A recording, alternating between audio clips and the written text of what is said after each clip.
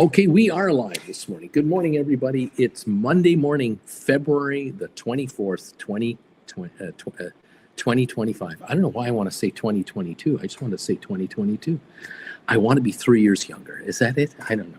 How you doing, everybody? Welcome to 2025, the last week of February in 2025. Holy moly macaroni. We're going into March. Yeah, that's what it is, Bruce. March. We're going into March. Next Monday will be March the 3rd, by the way. It won't be like the 1st. It's the 3rd next March, next Monday. Holy macaroni. Unbelievable. Welcome all to the program. Thank you for joining me today from wherever you are on the planet. A special hello and shout out to these people right here, Gold Bagel members of this channel. Thank you so much for being part of the family of Gold Bagel members. Love having you here. There's all kinds of headlines coming up today, and I'm gonna try to comment on much of what I can. I'm also going to give you my little thoughts on where we're at and what's going on. There's a lot of things happening. It's like we're standing on the side of the lake looking out over the water, and it's very still. But we know that just under the surface, there's all kinds of currents flowing down there and all kinds of stuff happening just under the surface. And it looks so calm on the top, but it looks a little quirky down below. Man, oh man. First off, Vilbus, thank you. Shout out to you. Jumping up to a Gold Bagel level, a member. Thank you for upgrading. Appreciate you, buddy. And all of you who do this from time to time, or those of you who join this channel as straight out Gold Bagel members, and you tell YouTube to just bill your credit card every month. Don't even bother asking me until I tell you otherwise. Thank you for that. Thank you for supporting this channel, all of you. As you can plainly see, there are 111 people here right now watching me. This number will slowly creep up to 250, 300 maybe by the time the market opens up or something like that. That's all that'll be here. There won't be 20,000 people here to, I think, hear what they should be hearing, understanding what they should be understanding, and comprehending why this market is in trouble. And Wall Street isn't going to tell you the market's in trouble. CNBC isn't going to tell you about the market in trouble. Bloomberg, no one else. Everyone out there is going to tell you, buy the dip. This is an opportunity of a lifetime. You'll never get a sale like this ever again on all the stocks that are available right now. I have a different point of view. My opinion is somewhat different than that, because I believe that with a 273 point uptick at the moment in the pre-market for the Dow Jones, which has lost 1,300 points 2 days prior, in the 2 days prior. This is what we classically refer to in the old days as a dead cat bounce.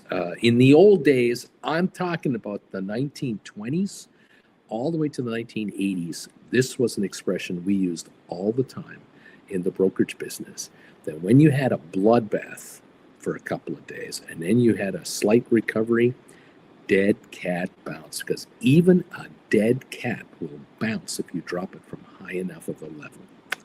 And if you love cats, and I do love cats, I'm more of a cat person than a dog person, but I love dogs too. I'm sorry, I'm not here to offend you.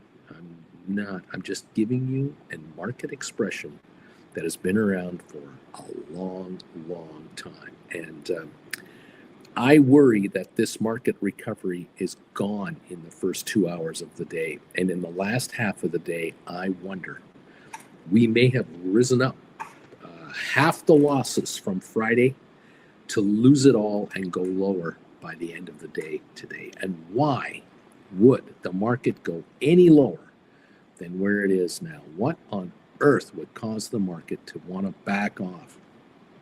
One has to ask. One would dearly love to know, why is the market going to back off and keep dropping from these levels rather than this dip working out and coming the other way?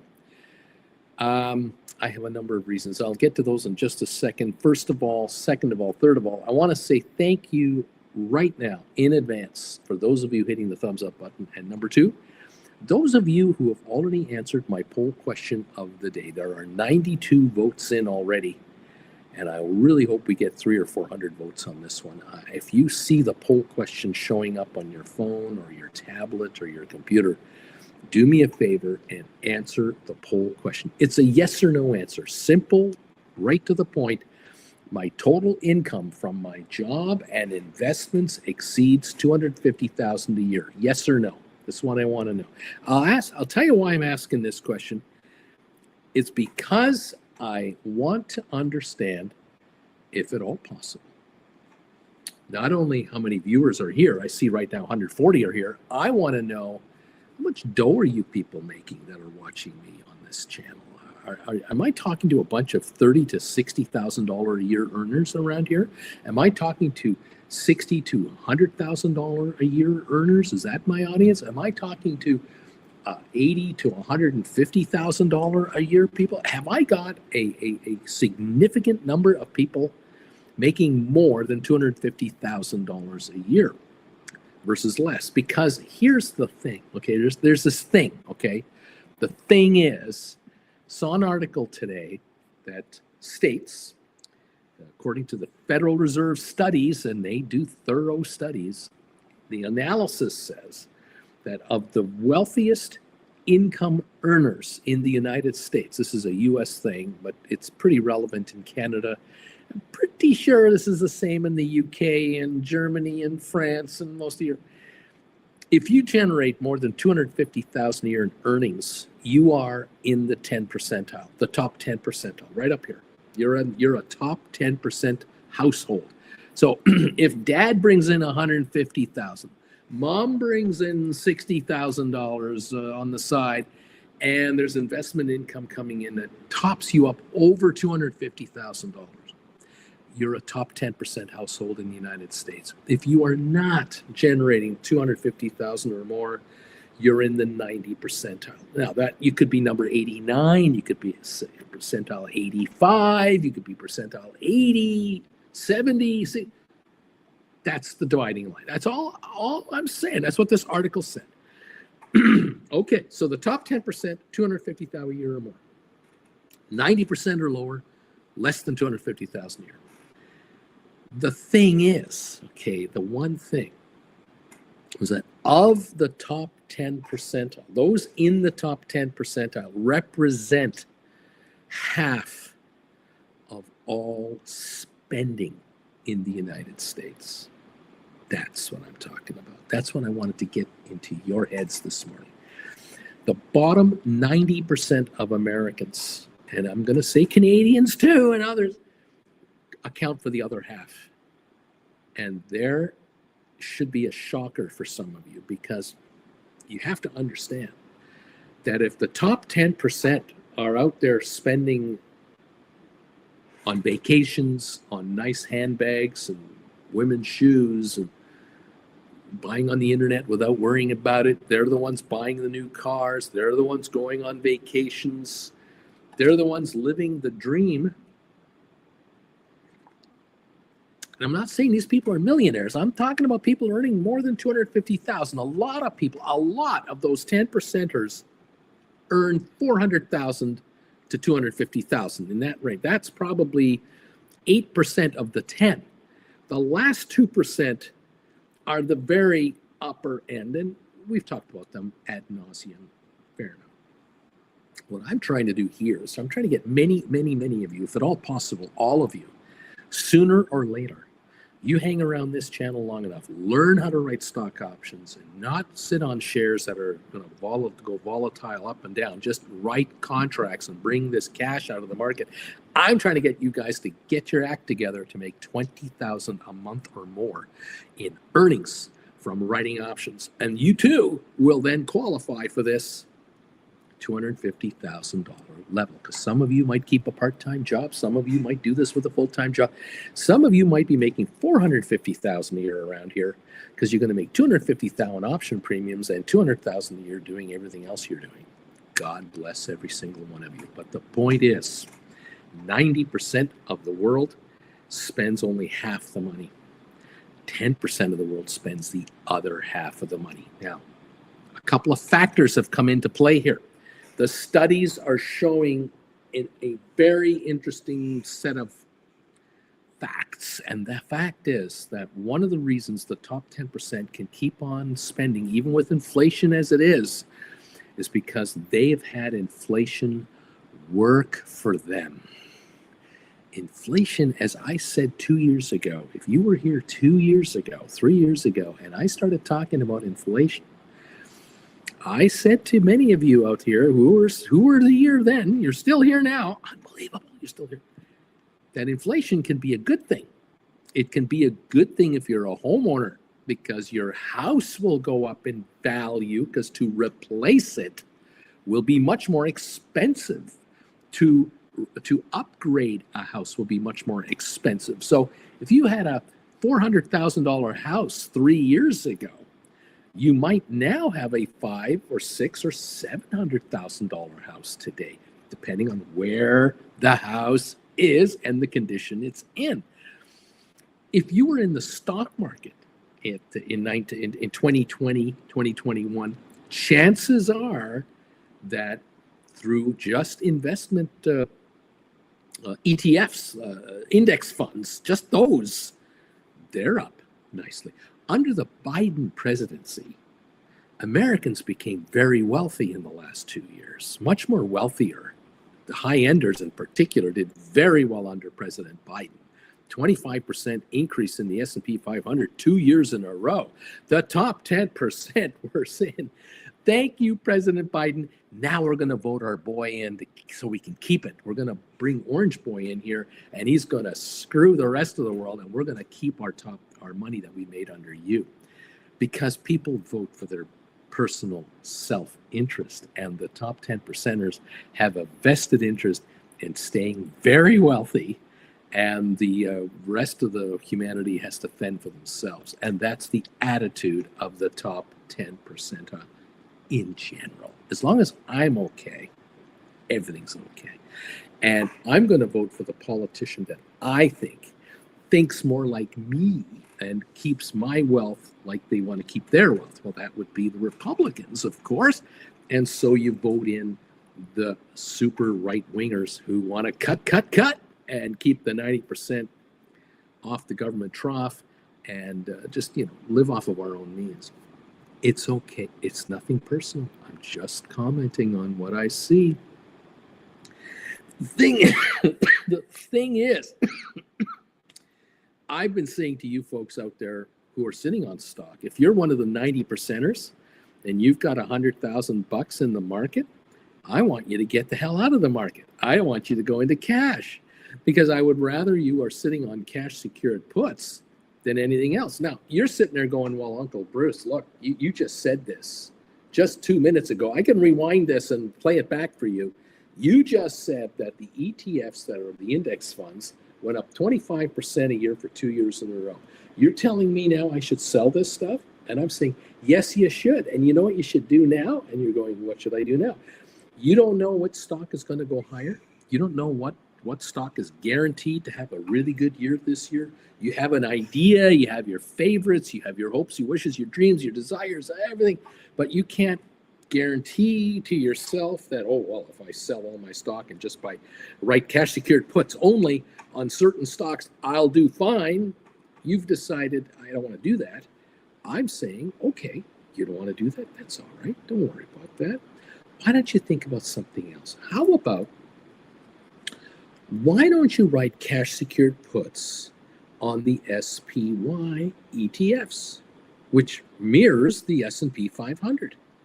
If you want to believe the market is going to go higher, if that's your game plan and you believe long term the market will go higher anyway, even if it has a dip, it'll eventually go higher, I say, great. Oh, no problem. Sell everything you got, including your ETFs. Turn around and write cash secured puts on your ETFs. And go out to January 26th. Go out to January 27th. How far out can you go? Can you go to June 27th? Go all the way out. Write the leaps. Write cash secured puts at the money, under the money, over the money? You decide. In other words, take the value of your account, let's call that 100%, the value of your account now, liquidate it into cash, 100%, and then add to that cash premiums that you will receive by writing puts against the very indexes you just sold to buy those indexes back, to buy your ETF back at a lower price than the ETF is trading for, even now with a dip. And say to the world, hey, world, I'll buy back my ETF I just dumped, and I'll buy it for 10% less than it's trading at, 15% less than it's trading at, because the premium I'm going to collect all the way up to 2026, 27, will give me this kind of a discount. And if the market does back off, like Uncle Bruce thinks it might, and I get exercised, that's okay. I sold up here to buy it back down here because of the premium I just got on this contract was just massive. I'm sitting on 120%, 130% of the value of my account in the meantime, waiting to be exercised. I'm getting daily interest on it. Thank you very much, American taxpayer. And I'll buy the index back whenever it wants to. So if you're into an ETF, great, write a cash secured put on it. Find the ETF you want if that's what you want to do, or use the SPY ETF. Use it as the vehicle. And there you go. You're just going, hey, market, I'll buy you back at a just on sale. You drop 25%, and I get the market at 20% lower than it's at now. I didn't think it would drop 25%. You're saying, but if you did, I'll buy it back on sale. No problem. No hard feelings. I'll be long the contract. I'll be long the ETF again, which of course I could sell at that time and write more cash secured puts, but that's another story. It's a step 2, 3, 4, 5. But if you're correct in that the long run, the market goes up anyway, and the daily fluctuations don't matter so much, great. Sell the ETF now, write cash secured puts on the SPYs, sit back, fold your arms, let the hissy fit happen right now, whatever it's going to be. And if in 6 months from now, 8 months from now, things have calmed down a little bit and the market is slowly coming back on, you don't care. You're going, great, the market's going up. Fantastic. And those puts that I sold, they're going down in value. They're not only running out of time, they're running out of book value. I wrote those in the money. I wrote those out of the money. They're shrinking. And I'm going to be able to buy back these puts for a fraction of what I sold them for, and then all the interest I've earned in the meantime is mine. And when I do buy those back, I will write a new set of cash secured puts on the index, even at a higher level, to say, great. I used to offer I used to make an offer where I would buy the market back down here when it used to be here, but the market never got down there. It bounced back up. So now the market is up to here. Well, I'm going to write cash secured puts where I'm willing to buy the market back here. Well, the market's got to come all the way down to here for that to happen. And if the market just does this for a while and then goes higher, I'll buy back these puts and write a new series of puts at a higher level. I'll go with you, market. I'll always go with you, but you're always sitting on cash and you're always holding in interest money. This is what it's about. This is what it could be about. You want to understand how to do that? Go to my website, stockmarkerswithbruce.ca, and take the first step to completely change your life and maybe find a way to join the top 10 percentile of the nation and become a $250,000 a year person, $20,000 a month generator of income. Cash secured puts can put you in that level, because if you are someone you've saved for 10, 15 years and you got 150 grand, you got a 200,000 bucks saved up, you've got equity in your house, something like that, you could theoretically take an equity line of credit if you want. You can shift your investments around, and you can theoretically write cash secured puts on these indexes and be sitting on, instead of $150,000 of equity, you're sitting on $200,000 of cash, and you're earning interest on that $200,000 of cash, and you're watching the premium drop off. You've written, $50,000 in cash secured puts. You have $400,000 saved up that are into all kinds of index funds and stock. sell it all off up here and turn right around and write nothing but cash secured puts. So you're taking 450 grand, turning it into $600,000+ of cash on hand in your account, pulling in interest on something like corporate ETFs, upwards of 8%. And you're holding in $48,000 a year in interest on top of the premiums that you took in, which are $150,000. And there's $200,000 a year of income there being handed to you now for the next year. Markets go higher, great. You're richer. You're going to roll them up and bring in another $100,000. You will bring in $20,000 a month sooner or later doing that strategy. On the other hand, for those of you who say, Bruce, I don't have that kind of capital and I just don't have that kind of patience, I really want to be hands-on with my money, then I will say to you, you have two choices. Number one, you sell what you got and write cash secured puts and use the cash from those cash secured puts to write credit spreads. And there are lessons all about that in my 18 lessons on how to do this. And that could cash flow you out of your day job, which is maybe what you're after first. Second of all, you're sitting on a bunch of stocks all over the place. It makes no sense. You got into this area, you got into this area, you got a hodgepodge of stuff that adds up to $200,000, and you don't even know why you don't remember why you bought this stuff, and you don't know what motivated you to do this or that. And I'm saying to you, dump it all, put it all into cash, and use your capital, and use maybe 10 to 15% of the capital per position to do credit spread trading. So you've got on the go 6 to 10 different credit spread strategies at the same time. And you're saying to the world, if I can pull out 5 to 10% a month in premium returns on my capital, of which I have $220,000, that's $22,000 a month in income at 10% a month. It's $11,000 now at 5% a month. I'm going to ring in 8, 10, 12, 15,000 a month right now doing credit spreads, getting me to 200,000 within the year. I'll be at 20,000 a month. And you ask yourself whether you want to keep working or not keep working. And if your job does pay $150,000 a year and you can make $150,000 a year on credit spread trades, there's your $300,000 a year gross. You're in the upper 10 percentile. I know some of that will be in a retirement fund, which you can't get your hands on to spend right now, but that's growing for your retirement anyway, and you're only 10 years away from that. Or you thought you were 15 years away from retirement, you're now actually 6 years away from retirement because you've sped up the calendar in your favor, and you now realize, oh my God, my life is changing unbelievably. The kids moved out of the house about 4 years ago. They're now on their own.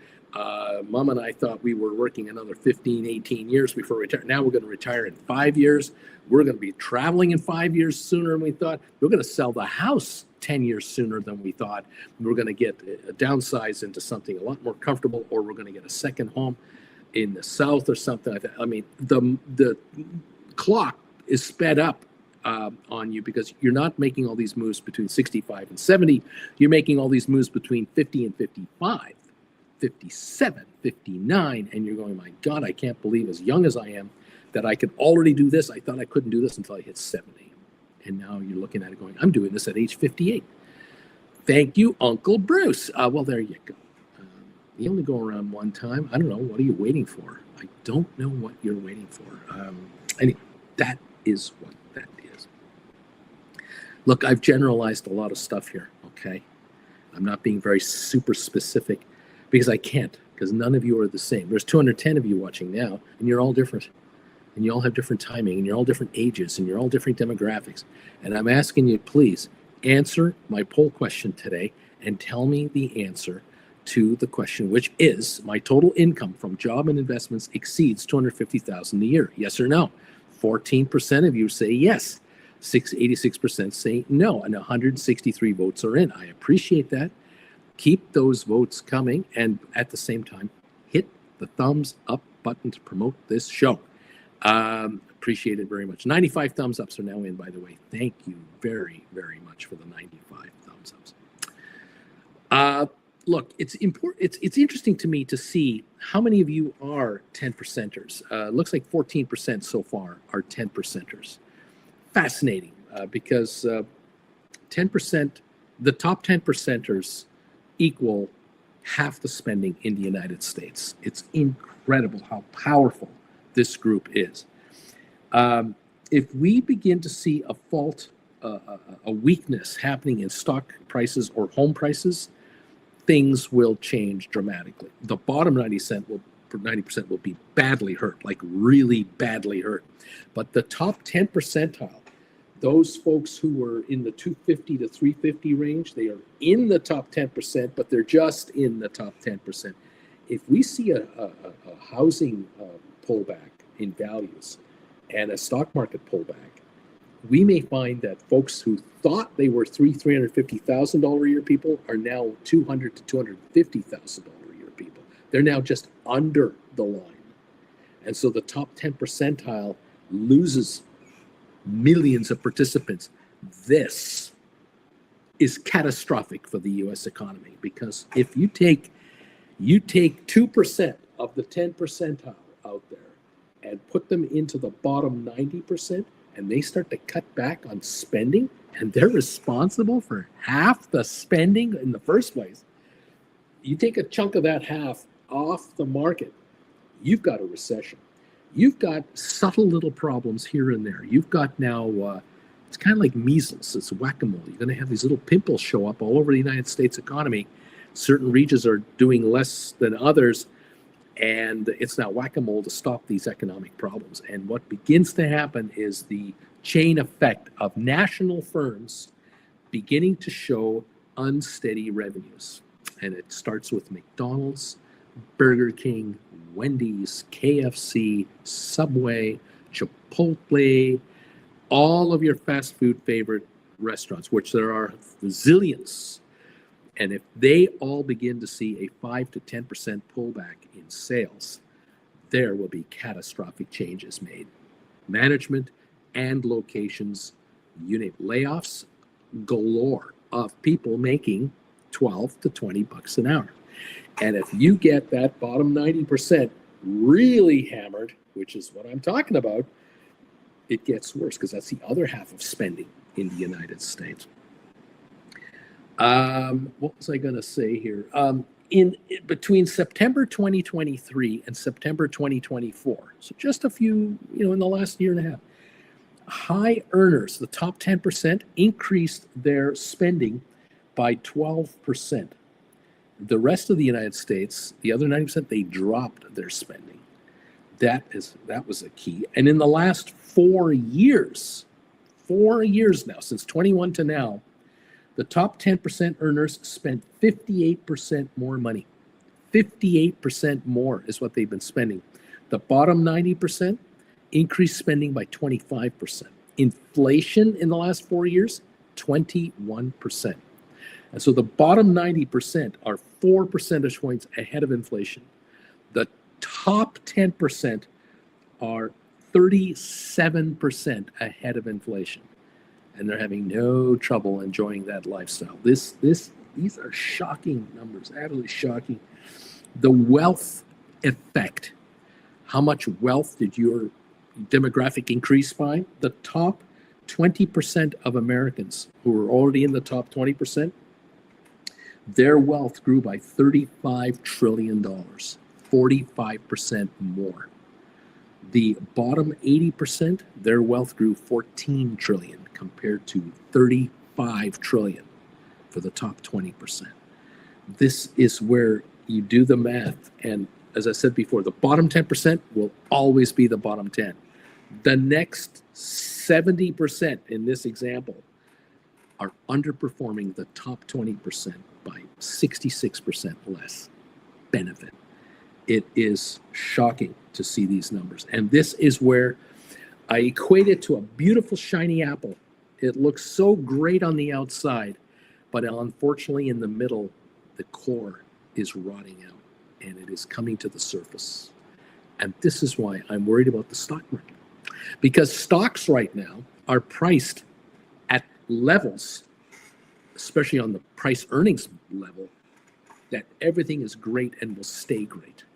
And now analysts in New York and experts and predictors are all going, well, the economy looks to be in good shape, and the policies that Trump is saying aren't quite so bad as we thought. Maybe not so bad, and maybe these companies can grow their earnings into their stock prices. They're out and out admitting that stocks are 2 years forward in pricing versus what the earnings are.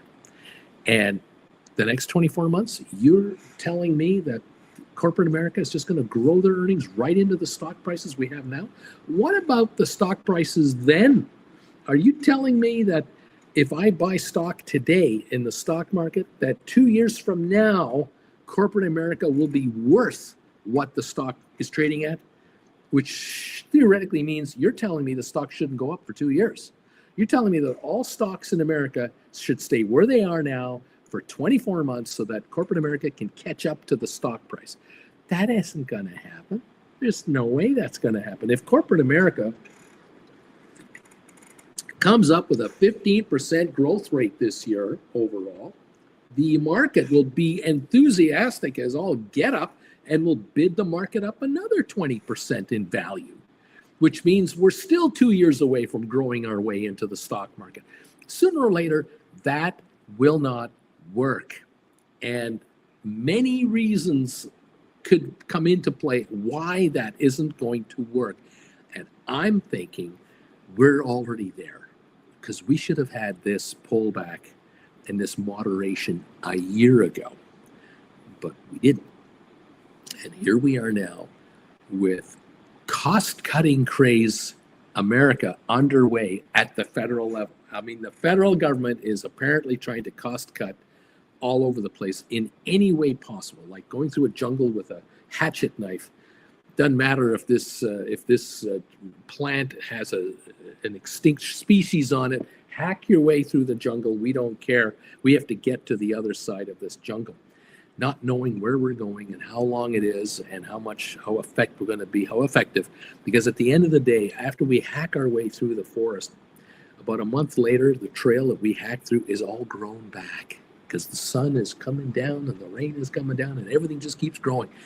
Eventually, we don't know where we're at. And right now, we're seeing cuts to the American economy of some very high income people who are in the top 10 percentile. Maybe they're in the 250 to 300,000 level. You got a husband and a wife together making 300,000 a year plus investments, 450,000 a year. These folks just got one or both of their jobs chopped off from underneath them. And now their kids, the kids that graduated with these degrees and only got their first job ever in the last 11 months or less, could be let go without any cause whatsoever from jobs that were paying 60, 80, 100,000 a year because of their college degrees. All of a sudden that's happening. We're not talking about $20 an hour government jobs being cut here. We're not talking about minimum wage government jobs. There are no minimum wage government jobs. If you're going to work for the United States government in certain sectors of the U.S. government's hierarchy, you have passed all kinds of tests to get in. Because a lot of people want a government job. They believe in government job as a long-term strategy for stability in their lives.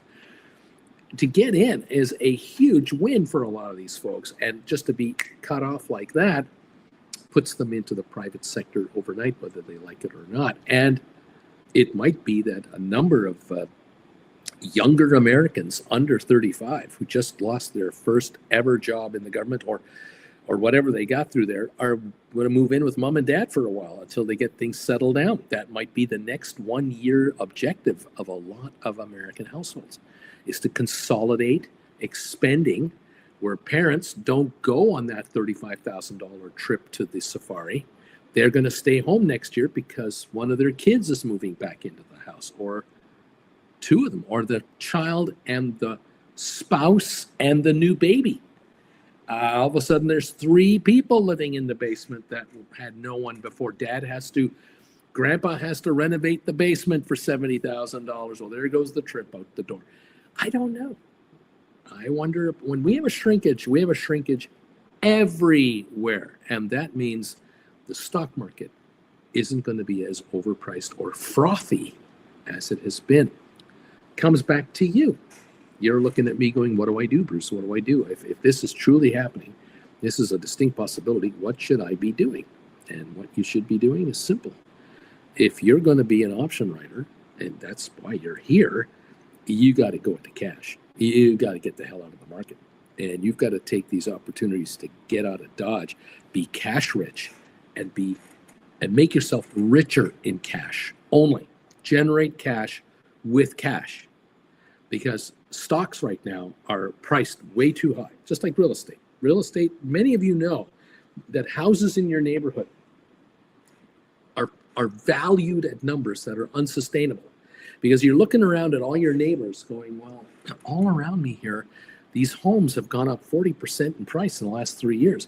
But I know for a fact that most of these people who are in these homes they could not afford to come in here today and buy their house. They don't have that kind of income. The only reason they're in this house over a block away from me is because they bought it 10 years ago for half the price that it's worth now. And their mortgage is half of what they bought it for. So the house is worth $800,000. They paid $400,000 and they only owe $200,000 on an $800,000 house.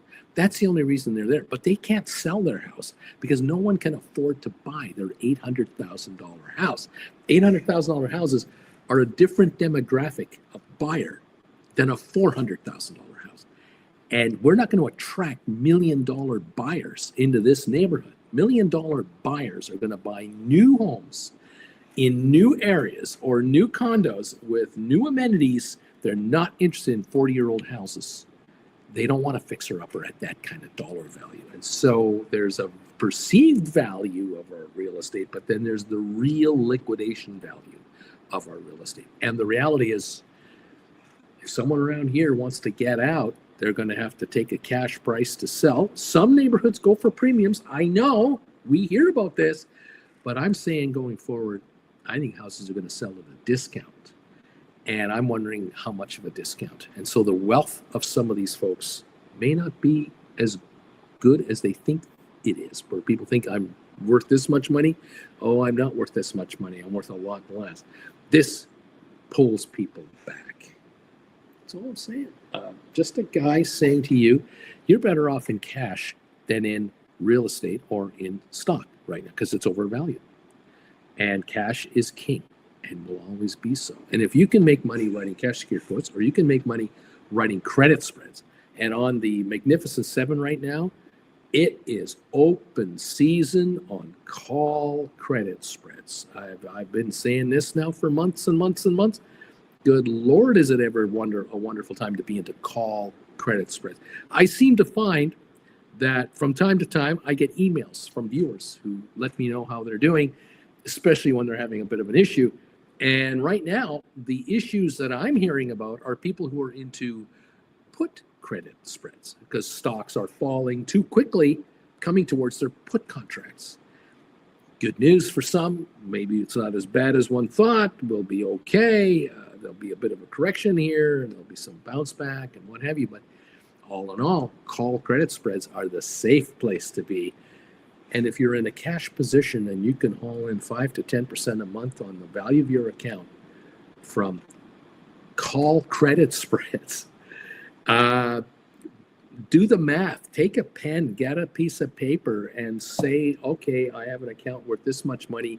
If I add 5 to 10% a month in value to the value of my account today, from a combination of writing credit spreads, cash secured quotes, and or taking interest on the money I'm sitting on, hey, this is pretty interesting. The number I have here is going to exponentially explode. There is no stock that will make you more money than compounding 5 to 10% a month on credit spreads. No way. I know certain winners, one here, one there, one here, one there. There's one or two that have had a good year or two. But the market, the whole market last year went up 25%. If you're making 5% a month on credit spread writing, and you're compounding that on a regular basis, you're not going to make 25% a year on your money. You're going to double your money. You're going to be over 100%. Just do the math yourself. Let's figure it out. And you'll blow away every money manager alive. And for those of you who are under $1 million in accounts, your accounts are less than $1 million, you're not large enough to dominate any of the markets that we're talking about getting into. You're still a small fry investor. And so you'll easily pull out your $50,000 a month with $1 million account. You'll pull 50 out every month without even blinking the market. The market won't even blink at you. You're so meaningless. You're so small in the big multi-trillion-dollar business that I'm talking about. And that's the point too, that you can really generate some serious cash for yourself. And I say, knock yourself out. Richard Carlin, thank you. Tom, thank you. Aurora Free Range, thank you. The Big E, thank you for these early thumbs ups, everybody. Charlie, Alex, Andre Delatorre, Rice, thank you all. I appreciate you for being here. Amy, thank you. Corinne, did you find this weekend, by the way, thank you, Jared, did you find this weekend excruciating that you had to wait so long for Monday to come around? Did you notice that? I did. I couldn't believe it. Robert, I don't know what thumbs up I am, but I'm a thumbs upper. Thank you. Vilma's been a long time coming. Wife is coming on board to hopefully take over our trading in time. Right on, Jeff. I ranted enough in the members only. I'll zip it now. Jared is smiling. RB, cats and healers. Cats are healers. Good morning. Lucky number 62 says James of the Misty Tree. Thank you so very much for being here. Mandu number 5 is here. So is Dude.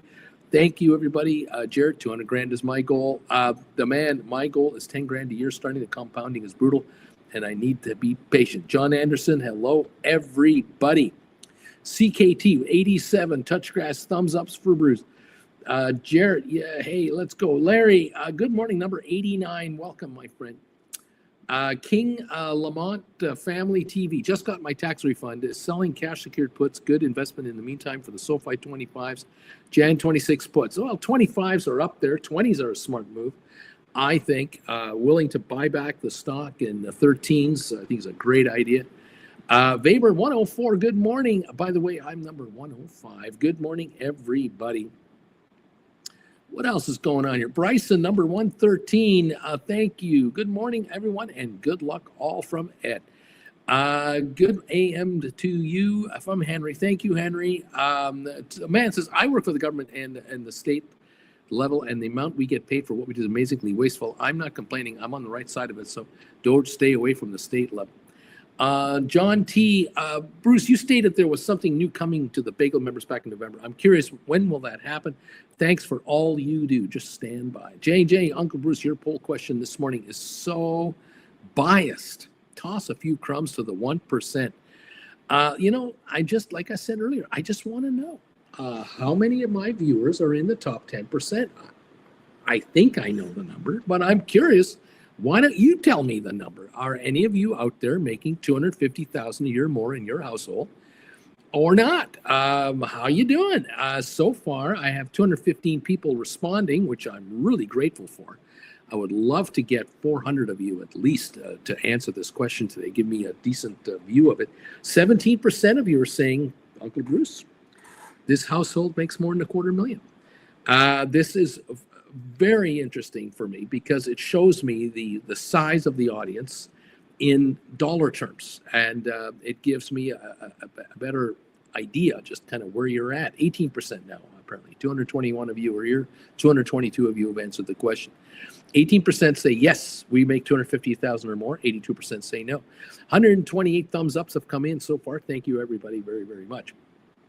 Look, if it were 10 and 90, if only 10% of my viewers made more than 250,000, then I know I have to tailor my show to the $50,000, $100,000 neighborhood.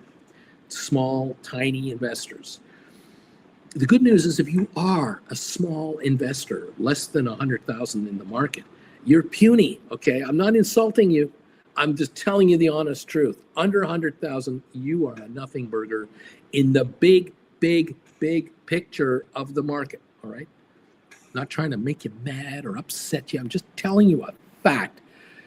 The good news is with 80 grand, you don't have to even have a day job. You can quit your day job with $80,000.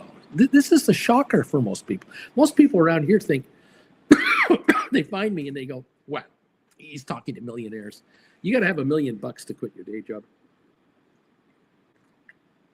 Because it's been ground into your heads that if you have $1 million and you get 5% a year on it, you'll get $50,000 a year in interest or dividends, and you can kind of live on that. I mean, that's what I heard. I heard this in the 70s, okay? The 1970s and the 1980s, I heard this. You need $1 million. Well, houses in the 1970s and 1980s were 150 grand. 200,000 for a house, because a good paying job in the 1980s was 30,000 a year. A really good paying job, like after 15 years experience, okay? Because you started at 18 grand a year and you got to 30. Huge. Well, with inflation, just multiply that by 4 or 5 times and welcome to the new world. Houses now are $700,000, 800,000. And good paying jobs are 150 to 200,000 a year. It's nothing personal. It's just inflation. It's the same thing. But with 80 grand today, you don't have to work. If you want to know how to do that, there's 18 lessons waiting for you on my website. Get off your duff and take them and join us here every day. But, if you're looking for the one line that will tell you how you can become self-employed with 80,000 in your account, I don't have that. I have 18 lessons on how you can get there, because it isn't as simple as a 30-second, 8-second attention span kind of message. That doesn't work in the real world. If you're a video game player and you only have an 8-second attention span, you're not even listening to the end of this sentence. You've moved on into something else. So there you go. Welcome to the program. Oh my goodness. The compounding of credit spreads is end game material, says Touchgrass Henry. I don't believe in these thieves in the White House. Mega America is screwed. Bagel Babe, Uncle Bruce, do iron condors count as cash? Think I know the answer. Yeah, of course. Of course it's cash. Yeah, iron condors too. Bagel Babe, 1, 2, 3. Thank you. 123 thumbs up. Henry, should we leave all positions today? Uncle B. Bagel Babe, household over 250,000 individual? No. Walter Young, same. Christina, the man, agreed. Christina, I make 150 and then with investments, I'm over that. So I clicked yes, and I think you should. But I'm a single family income with 5 kids, so I'm still in poverty. ALA, GameStop, Good Morning 136. Look, as I've said a million times, you're all different. And you might well have over 250,000 income coming in, but you're broke because you're carrying 5, 6, 7 people. You're all different. I know.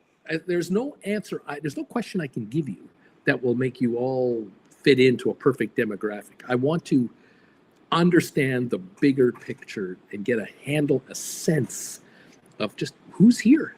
And of those of you who are here, who am I talking to?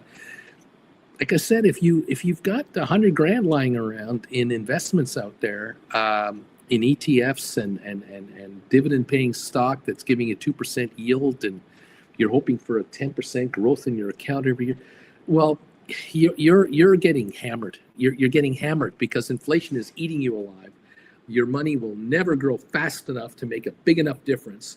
In other words, the 100 grand you got today is going to be equal to 100 grand 10 years from now. You might turn it into 180, but it's going to cost you 180 for what you're buying now for 100,000. You're not going to be anywhere ahead in the overall picture of things. But if you're taking 100 grand and you're doing $10,000 credit spread positions, you got 5, 7, 10 of those on the go at the same time. You could generate a 5% return this month on shrinking options, shrinking credit spreads. That's 5,000 this month. And that puts you at 105 grand. And do that next month and bring in $250 or so. I'm trying to compound the 5,000. A year from now, you're going to be generating 8 to 10,000 a month in income. Talk about quitting your day job. If you know you can bring in 5,000 a month now from your investments at a 5% monthly return, and you can quit your full-time job and keep a part-time gig on the side that doesn't interfere with market hours, That brings you $1,500 a month, $2,000 a month on the side, and you're making $5,000 inside your investment account. You've got $7,000 a month income.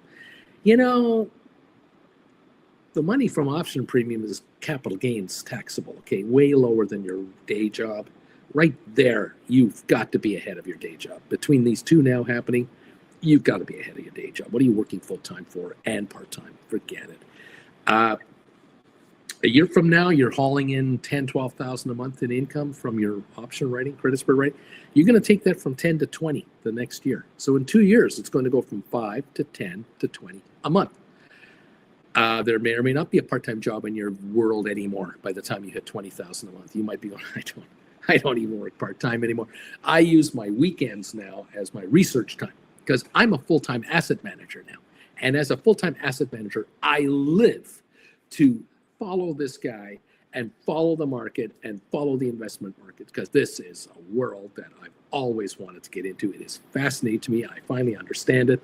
Thank you, Uncle Bruce. And your game plan now is to go from 20,000 a month to 40,000 a month. And so, yeah, it's worth your time to really sink your teeth into this. Welcome to the party, pal. Do you want in or don't you? My target is 7% a month on average. That's a pretty conservative target, in my opinion. Whoops, I'm number 138. Depeche, Christina, congrats. What a great job you're doing for yourself and your 5 kiddos.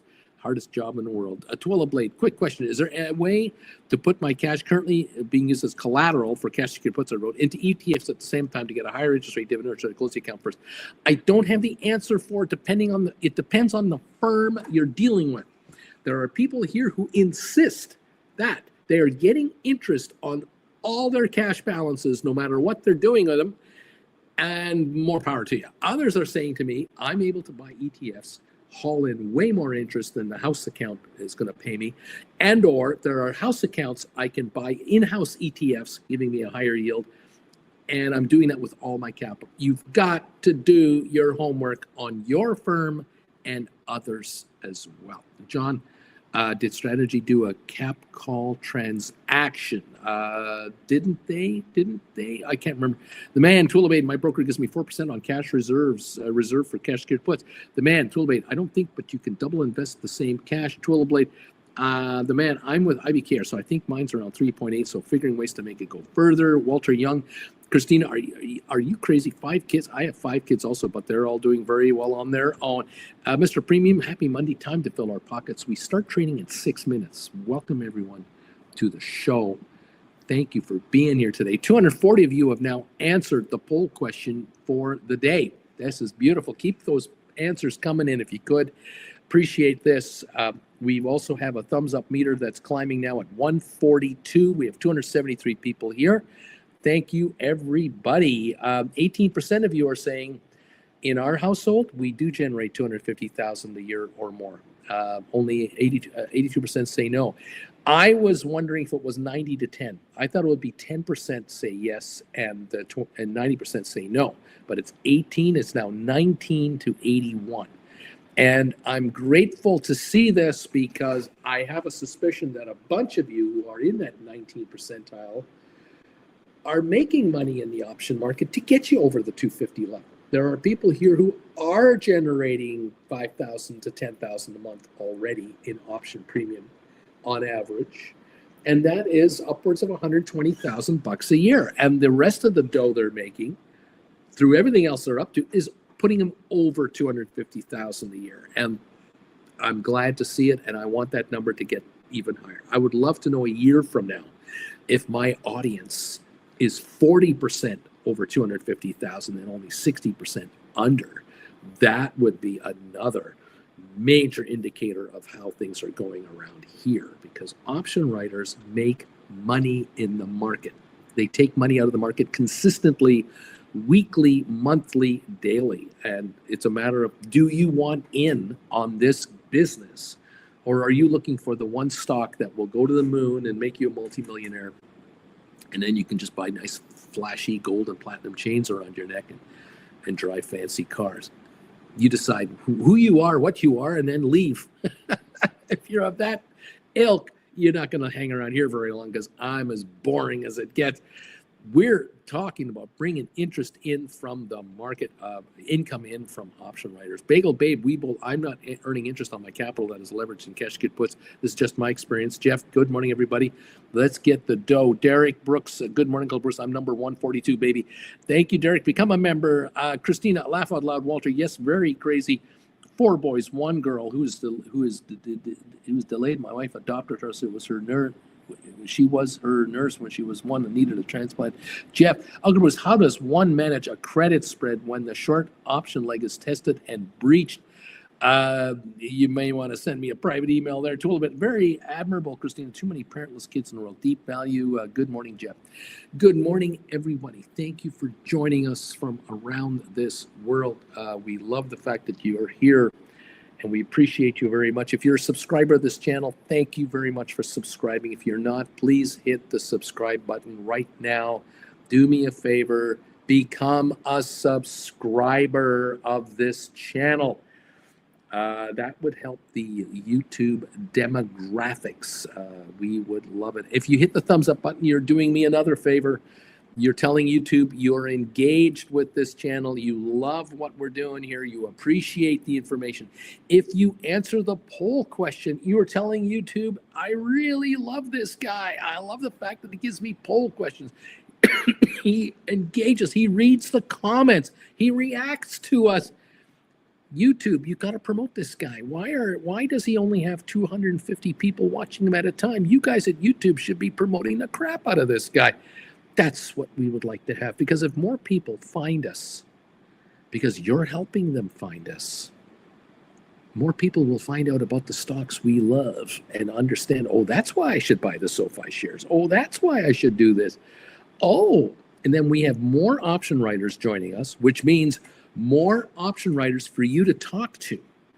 The more option writers we can attract to this channel, the richer you guys are going to get. This is the thing that some of you aren't able to put together. 2 and 2 doesn't add up to 4 for you guys. If I can attract another 1,000 followers a day that are all option gamblers, writers, spread creators, you name it, that is a larger audience that will share their ideas with us on how they're doing what they're doing. And they may come up with a strategy that we hadn't thought of, or something to consider with this stock. Or did you notice that the 13F filing made into the SEC by so-and-so regarding this and that is exactly what you guys are talking about the other day with this company? Gems of nuggets of information come our way from followers of this channel that we now share amongst each other. And we are a tight, small family in the world of tens of millions of sharks out there trying to steal your money from you. Your job is to steal money from them. And if we can get more like-minded viewers here who are into options, it just makes this channel stronger. It makes you smarter, and it gives us more information. So hit the thumbs up button. Become a subscriber. Become a member of this channel to join me at 8 o'clock every morning instead of 8:30, and also Wednesday nights at 7 o'clock, and other features coming your way as I bring them out. Just stand by. I'm scheming all the time here. I'm working it, baby. Thank you all for being here. Bagel Babe, Jeff, some of the Uncle Bruce lessons cover this, apparently. Good morning to those of you who are here. Stay away from ETFs, folks, says Jeff. I found that the dividend they pay comes in an equal reduction in stock price. They're basically giving your own money back. Double D, I need a middle point on the scale. I'm not at 250 by myself, but I'm over 100. Larry, the bells have been rung. We're opening. ALA, we're going neat. Bad. I have put credit spreads on Rocket Lab at 2022. Hopefully the share price holds up. And ALA, you and me both add laughing out loud. There you go. Rocket Lab this morning is up and trading. We're up 18 cents. Go Rocket Lab, go. Let's see how we do this morning on this market. I do note that the Dow at the moment is up about 199 points or so. We'll find out in a few moments as everything settles in just where we're at. Richard Carlin, Don't forget the Knights of Knee. You must honor the Knights of Knee because they are the secret power behind this market. So many people don't know. So much to learn, so little time. Thank you all for joining in. Nice to have you here. I've got the Dow up about 170. I've got S&P up 22. I've got NASDAQ up 77. About 0.4%, a third of a percent higher across the board, give or take. Oil is up 16 cents to $70.56 a barrel. Oh my goodness gracious, that coffee hits the spot. I heard today, maybe you heard as well, that Apple made an announcement today that they're going to spend or invest $500 billion in some kind of a plant, some kind of a learning facility, some kind of a AI something thing in Texas that could hire as many as 20,000 people. I'll believe it when I see it. It's a 4-year program. What it isn't is not an announcement that iPhones are going to be produced in America, or that computers are going to be built in America, or that, anything like that. I think what we have here is university graduates, engineers, architects, software specialists. I think that's the area. So we're talking about high-end people, theoretically, that could be hired in this place of learning and what have you. Great. Super. 4-year plan. I have a suspicion, however, that it might not work out. And why is because I think what we have here, a possibility, again, this is my opinion, okay? I'm not guaranteeing this, and I don't want to be negative about it, but I'm just saying, guys, do you remember back in 2016, 17, 18, 19, when Trump was in the office the first time, and there was supposed to be a $2.5 billion massive manufacturing center built in Wisconsin for super chips and stuff, and it all, remember Foxconn? It was Foxconn. Wasn't the Foxconn group or something were involved in a massive Made in America program, and it all just fiddled away. Even with the Biden chip plan and the infrastructure thing, and produce chips here and knowledge, that plant never came back. It was destined. It was a beautiful photo op moment, bragging about how great America's going to be again, but it never happened. This one is a 4-year thing. Guess whose term ends in 4 years? What happens in year 5, year 6? I don't really know. I'm just a guy just going, I don't know. Is this going to work out? Great, but does it produce stuff here? Does it make these? No. Now, if Apple came out and said, we're going to spend $5 billion and we're going to do this in a couple of states, and we're going to produce iPads, computers, and iPhones, and earpods, and all of our stuff in these locations in the United States, I would say, well, okay, they're talking about 100,000 jobs maybe, but what are they going to pay? $20 an hour? $22 an hour? Like, they won't be minimum wage. They won't be like $10, $12, $14 an hour, but they're not going to be $200,000 a year jobs all over the place. They're going to be manufacturing kind of jobs. What could they pay? Well, the key here is to keep the pay low, because profits have to be high. But right now, to produce a phone in China versus selling a phone in America, the difference is astronomical. Why would Apple give away these kinds of margins? Wouldn't Apple be smarter to open a plant in India like they're doing, or more than one? Indonesia, the Philippines, Vietnam, South Korea, South America somewhere. Produce plants, Mexico, Guatemala, wherever, to produce again at super cheap prices with cheap labor, which is plentiful, and then import it into the U.S. and skirt the tariff thing. I don't know, because 4 years from now, it all changes. I don't know who comes in, neither do you, and we don't know what the policies will be in the United States 4 years from now, 8 years from now, 12 years from now, 16 years from now. I can tell you one little thing about 10, 12, 16 years from now. These will still be around, but they'll be the latest versions at that time. Computers will still be around. So will iPads. It'll all be around. So why would American manufacturers build a factory in the United States where they know for a fact that their profit margins might be 25%, whereas if they bring it in from overseas, their margins are 75%? Why would anyone think different than that? Especially if the thinkers, the managers, the owners, the runners of these corporations are hired for 5 to 15-year windows of time to deliver results, to get the stock prices up so that their options turn into beautiful fat profits, and they can retire because they're 55 now, and in 15 years they're 70 years old. They can then retire with a $50 million win on stock options that they earned the last 15 years. So they made $100 million or $200 million, and they can walk because they're not the founders and they're not handing the business to their children. They're just managers who've been hired by the board of directors. They have no loyalty to the company down the road. Once they flip their stock, they're going to buy a yacht or live on a river and go fishing or go hunting, or who knows what they're going to do. I'm just saying, what's the loyalty to the stock in the company? I don't know.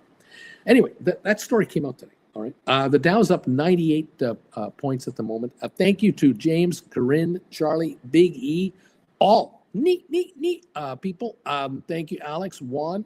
Thank you, Juan, for 159.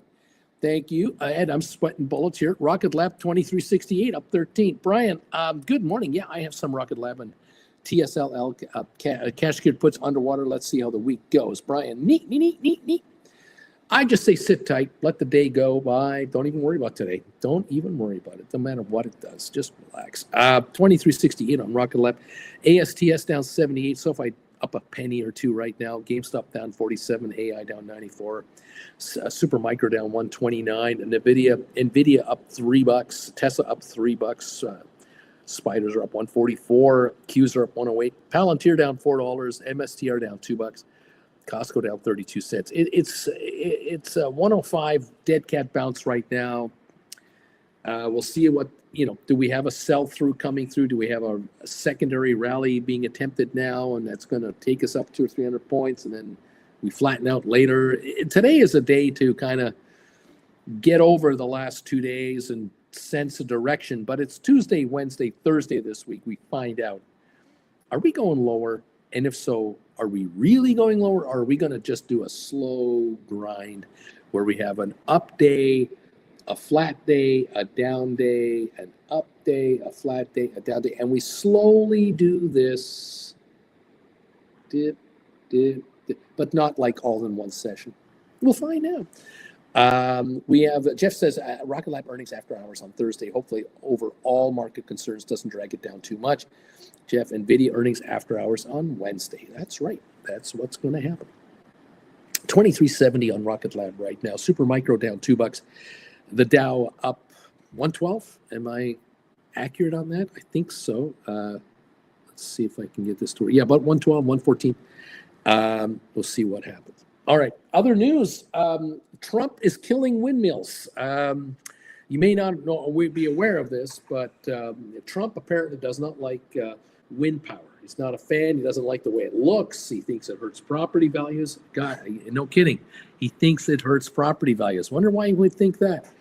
The reality, though, is windmills can make power 24 hours a day, 7 days a week if there are winds. Windmills can make power when we don't need power, but the power can be stored in battery systems and then can be drawn on when they need it.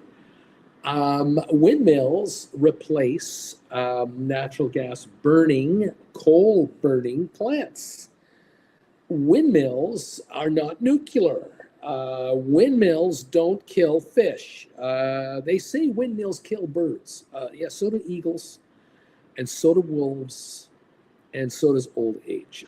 Birds die and get born and die and get born all the time. But in reality, the Trump team has made it so uncertain for wind farm operators that virtually all public companies that have anything to do with wind power have had their stocks drop dramatically in value. And some of these are international firms, and this isn't helping either. If you're an international company from Denmark, the Netherlands, Germany, France, and you want to produce wind farms off the USA, I got bad news. 4 years, forget about it. The next 4 years, don't even bother. Save your money. Build wind farms off the coasts of South America, Latin America, within Latin America, wherever it's windy, go somewhere else. America at the moment is shut down. And America is unfortunately going to rely more on other forms to make electricity. And those are the revitalization of atomic plants, which I know a lot of you don't want.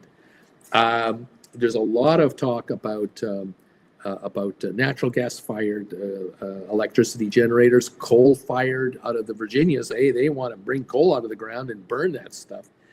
And on we go. Hydro is tapped out. Solar is still growing. Solar farms will continue to proliferate. But for the wind power, we're dead in the water for now. I will say this, though.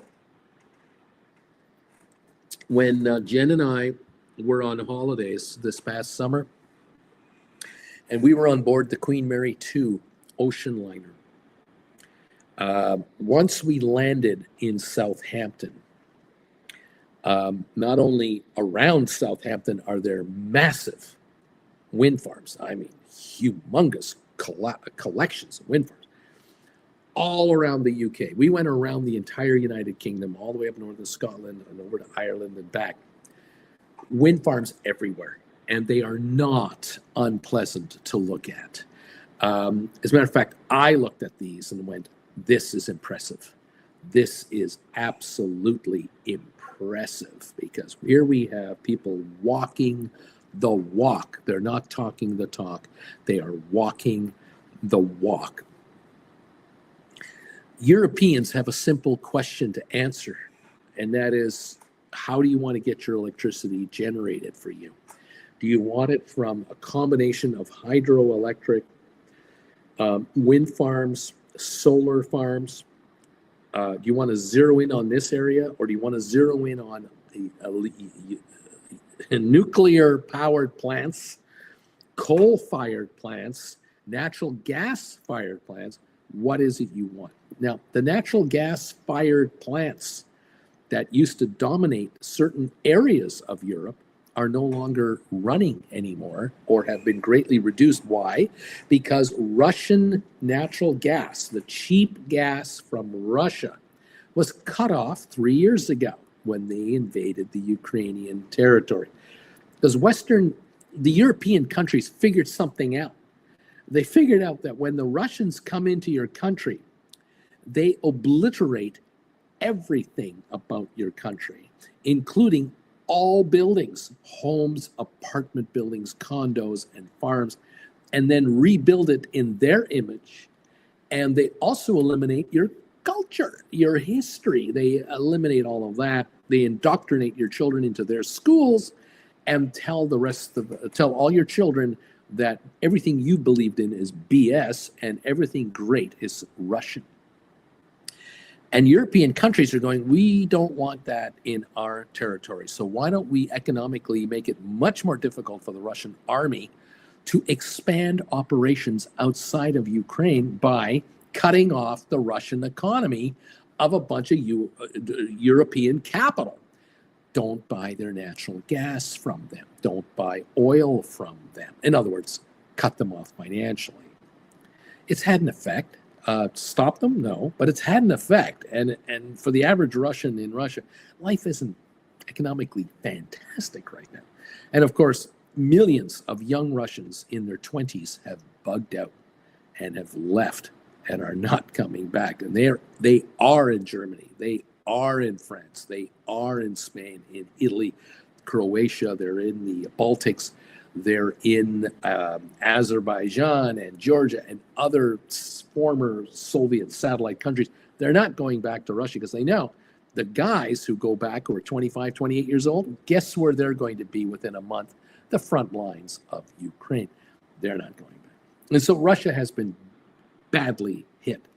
But electricity production in Europe is absolutely being promoted heavily by wind farms and solar farms.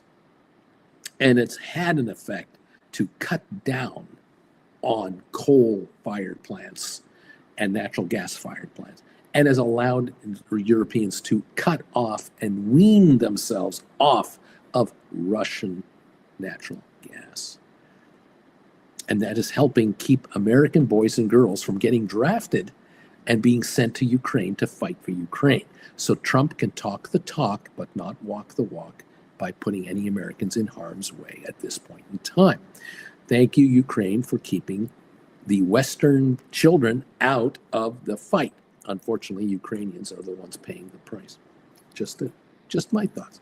Anyway, Trump is killing windmills through all kinds of delays and denials of permits. You want to build a wind farm, you need permits from all kinds of departments in the United States government, which is one of the biggest complaints about over-regulation in America. This is one of them right here. Of course, if you want to build a nuclear plant in Illinois, you want to talk about delays and all kinds of rules? Yeah, no kidding. In any event, the wind business is dead in America as far as expansion goes for quite some time. There's something else going on. The Trump administration is moving ahead with a tax that they want to impose quietly. They're not bragging about it, but they're quietly moving ahead. And they might get aggressive about this. They might really start bragging about this. But what they want to do is they want to charge a $1 million tax for any container ship from China coming in to a U.S. port. In other words, it's a port fee. It's a fee that is paid to the port under a federal charge, as much as $1 million per instance a ship comes in to U.S. port. So if you're operating a Chinese-owned shipping company like Costco, COSCO, they're the world's largest. You're looking at a $1 million tax fee, entry fee, on top of all the other fees you're paying already to come in, to get your containers offloaded into the United States.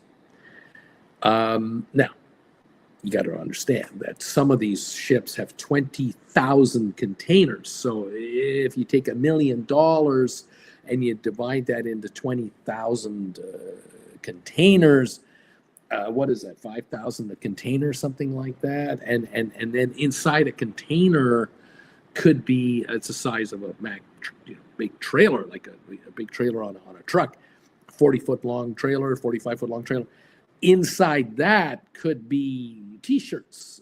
You could have blank T-shirts in there, maybe 100,000 T-shirts, and it's a $5,000 fee for all these T-shirts. It might be 5 cents a T-shirt. So the importer will have to pay the added fee because the shipping company will add that to the charge of every container, every box or every square foot in each container will be charged this tax. These importers will pay the price, which means consumers in the United States will pay the ultimate price of $1 million a container ship at the retail level. Sooner or later, it's all built in there, and it's all going to be passed on. The problem, of course, is if it's 5 cents a shirt for the importer, and then it's 10 cents a shirt to the distributor, and it's 20 cents a shirt to the local seller, and it's 40 cents a shirt to the retail store, and it's 80 cents a shirt to you. You used to get T-shirts for $6 at Michael's. Now they're $7 at Michael's. Doesn't sound like a lot, but it sure adds up to a lot of money. All of that to give 5 cents to the U.S. government on an import fee for shipping companies. And no one gets unelected in the White House or Congress or Senate because it's not a tax on you in your income tax form. It's a tax on the economy, and everyone can absorb it, you see. So there you go. So if it's keychains, there might be 1 million keychains in a container, and it's like a half a penny a keychain. If it's stoves there's only like 400 stoves in a $5,000 container of tax. Well, that's $80 a stove. Well, now you're going to notice that at Home Depot. Now you'll see it big time. So it varies. Anyway, I don't know how many millions of dollars this will raise, but it's a great way to bring tax revenue into the U.S. Treasury that is desperate to hand out money in the form of tax breaks, continued tax breaks for the top 10 percentile up here, because up to 400 grand, your capital gains are very low. Up to 400,000, so is your income tax rate. Up to 400,000, it's very low. Over 400,000, you pay the top rates. But 250 to 400, where most of the 10 percentile are in actual numbers of people, it's not so bad. What a great country this is. Unbelievable. Anyway, there it is. It's just me just saying, okay, that's interesting. What else is going on? Thank you, everybody, for being here. We've lost a ton of green energy jobs thanks to Trump, says Vilbas. Crazy for that. I thought windmills were used to cool off the earth. Yeah, right. Just burn natural gas instead. It's okay. Anyway, there you go. Trump is removing 8,000 EV chargers from federal sites. Chad, Rocket Lab earnings Thursday afternoon. Let's hope it pulls the stock up a little and I can roll my contracts this Friday. Alex, I read a really interesting article in the UK saying that our net zero economy is growing 3 times faster than the rest of the economy. Wind farms drive growth, produce cheaper energy. Oh, I'm with you. And we can buy less fossil fuels from journalists chomping Middle Eastern regimes and Putin. I couldn't agree with you more. If a wind farm produces electricity, and you don't need natural gas to produce electricity, you don't need oil, and you don't need coal. That means you're not burning stuff to make electricity. You're just letting these things turn to make electricity. Yeah, for the environment, they might not look pleasant if you live next to one. Okay. But if you're not in the water on your private yacht 10 miles off the shore of America, you don't see them. Especially the ones, like I said, if they're 15 miles offshore, you can't see them from the shore. The earth is not flat. Okay. So you got to go up in a skyscraper to be able to see windmills way down there. It's up to you how you want to play this game. It's totally up to you. Anyway, there you go. Peter Wiz, I've been a member here for 47 months. Let's see. Good morning, everybody from Zeta State. Alex, Uncle Bruce, all coal-fired power stations in the UK are now closed. We no longer burn any coal for power. And that, I remember that last summer. That was news at the time, that it was sooner than anticipated, that the UK would eventually get off of coal-fired power plants. And apparently it was 2 years sooner than thought, because the wind farms have just exploded in the numbers are phenomenal. And now solar, and on the roofs of houses, it's becoming much more economical to have solar panels. Even if half of your electricity bill is covered from solar, the other half is still from the grid. This is taking stress off the big system. Yeah, very interesting. Zeta State, I've been a member for 38 months on this man's channel. 38 months. Time flies when you're making money, and just as importantly, having fun. Thank you, my friend. JJ, who was that other guy known for tilting at windmills? Don somebody? Ed, going red. Crazy. Uncle Bruce is blowing my mind. Earth isn't flat. What are you talking about? CJ Takara, the earth is totally flat. Laughing out loud. Well, thank you for the donation. Those of you who think that the earth is flat, send me $2 each. Those of you who think the earth is round, send me $2 each. And those of you who just love this channel, send me $10 each. And those of you who really hate everything I say, send me $25 each. And those who just wish they had known me years earlier, send me $100 each. Do it now so I get the money right now. Thank you very much. I appreciate it. Okay, Stephen Butler, number 179. Thank you for the thumbs up, everybody. Jen and I went for a little drive this past Saturday, as promised. Those of you who may or may not remember, it's 251 of you here, by the way. We went for a little drive to Los Angeles on Saturday, and we used electrons to get there. We were in our Tesla that we are renting here, the Model X with the gull wing doors, and we put that sucker on self-drive mode. And I would say for half the trip, the car drove itself. And of course, I'm hanging onto the wheel and watching everything closely. But very interesting on the 6-lane wide LA freeways and 4-lane wides and all this stuff. Fascinating. I asked the Tesla, take me to Union Station in Los Angeles from here. So it showed the map of how to get there. Because across the street from Union Station is Philippe's restaurant, where Jen and I had a lovely roast beef French dip sandwich and some coleslaw. I bought myself a t-shirt. We bought another container of that hot mustard for ourselves, just so that we, have some reserve in case the first one runs too low. We loved it. And from there, we told the Tesla, take us to the Donut Man in Glendora. And it showed the route to get to Glendora. And we drove over there and we picked up a dozen donuts at the Donut Man in Glendora. These are a variety of donuts, including their famous strawberry-filled donuts. Just massive. These are $3.75 each. These donuts on their own. $3.75 a donut for the strawberry filled. The peach filled donuts are later this year when in season. In any event, from there I just told the Tesla, take us to Rancho Mirage, California. And it was great. We actually did charge up the car on the way back. We were down to 95 miles of range or something like that. We stopped at a supercharger near Ontario, California. And we just charged it up to about, I think we went from like 80 miles range to 160 miles, 170 miles range. That's more than enough to get back. And the car's been plugged in the garage ever since Saturday afternoon. And it was a wonderful day. Gorgeous, sunny, blue sky out there, 80-degree highs. Teslas everywhere, of course. And it was wonderful. I was chortling, looking at the gas prices at various gas stations of $4.50 to $5.50 a gallon. We put in $10.50 of electricity into the car. $10.50 is what we spent. Then I stopped the charger and came home and have been plugging it into the 110 outlet ever since. By tonight, it'll be fully charged with another 200 miles of range on it, 260 miles. We don't use 20 miles a day around here if we go anywhere. It was a great time. Thank you, Stephen Butler, for being joining with the thumbs up button there.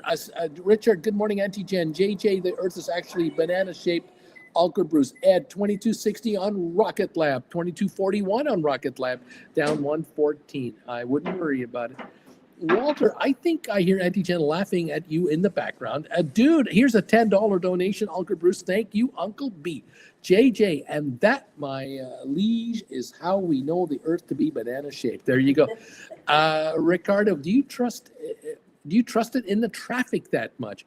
Well, when it got heavy and tighter, I just drove it myself. It likes to change lanes. It will change lanes. And the thing that's amazing is that you're in the passing lane and you're just following a guy way ahead of you. And then every once in a while it changes one over. And you wonder, why did it want to do that? You let it do it because you're looking around, there's nobody around. And you realize, the lane I'm in is starting to slow down way up there. And the car's figured this out already with the other lanes. And it's decided to move one over. And now you're passing the guy that you were following. and then it moves back. It's quite intelligent, but in the heavy traffic, I do it myself. Dude, the earth is a bagel. Jeff Glass, everything's dropping suddenly. Get this, man, a bagel. Deep value, $9.99 super sticker for you, sir. Thank you so much, everybody. Trucker Tech, do we panic now? No. Crazy 49er drove to Houston and back to Austin. It cost me $25 round trip, stopping at 2 superchargers. That's pretty good. That's when you really see the difference. A Crazy 49er autopilot in the long stretches is so nice. I know. Dude, Philippe, or Philippe's, as some have said in the past, laugh out loud. Yes, Philippe's. The Dow's down 3.3 points, so we've gone red. And hi there. So are you guys tilting at windmills this morning? Is that what you're doing? Well, Trump is killing windmill farms. He's put the notice out that he's wants to kill the windmill industry. Because they don't look nice. Okay. They look terrible on certain properties. You golf. Do you know on how a many coastal people? golf course, and there are these windmills. They're unsightly. But everybody who comes here wants to see the windmills in the Narrows. Yeah, that's true. And I was fascinated by the windmills when we were out on the North Atlantic. Yeah, that's what I was saying. The Queen Mary, we're going around Scotland, around England. They're everywhere. They're everywhere. They're huge. They're like 30-stories tall. They're so massive. big.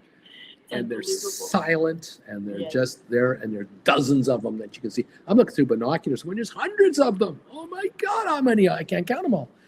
It was impressive. So Anyway, yeah. he's not a Don Quixote. No. Got a bagel on the go? Oh, I yes, do. we do. Oh, we got a lot. Kids are dying for a bagel because the Monday. markets are going I down. don't even ask on Monday. I don't even ask. We've got the Dow up 5 points now. It's trying to hang in there. And SoFi down 65, ASTS down 196, Rocket Lab down 138 at 22.17, Everybody's GameStop down rolling. 94, AI down 188, SMCI down 440, NVIDIA down 91, Tesla down 11.21, Spiders are at 597.52, they're down 242. Palantir down 10, MSTR down $16, Costco down $5, Coinbase down 9.37. We've got Google up 37 cents, Apple up 226, Broadcom down 6.39, Microsoft down $8, Intel down 81. This dead cat bounce didn't last long, did it? I told you. But again, I'm not guaranteeing it's a straight shot lower. We may now be jumping around a bit down here for a bit. We'll be up 100, down 100, something like that. We'll see how this plays out. NASDAQ is down 187. I will give you that. It's 1% lower, but NASDAQ has been way overpriced. Way overpriced. There you go. Deep Value, thank you for the super sticker. That helped pay the electric bill. Now we need money to pay for the donuts. And we need money to pay for Philippe's. I bought the shirt at Philippe's, a t-shirt, and I bought the mustard at Philippe's, and we bought our food at Philippe's and our donut. The whole thing, our outing cost us $170 US.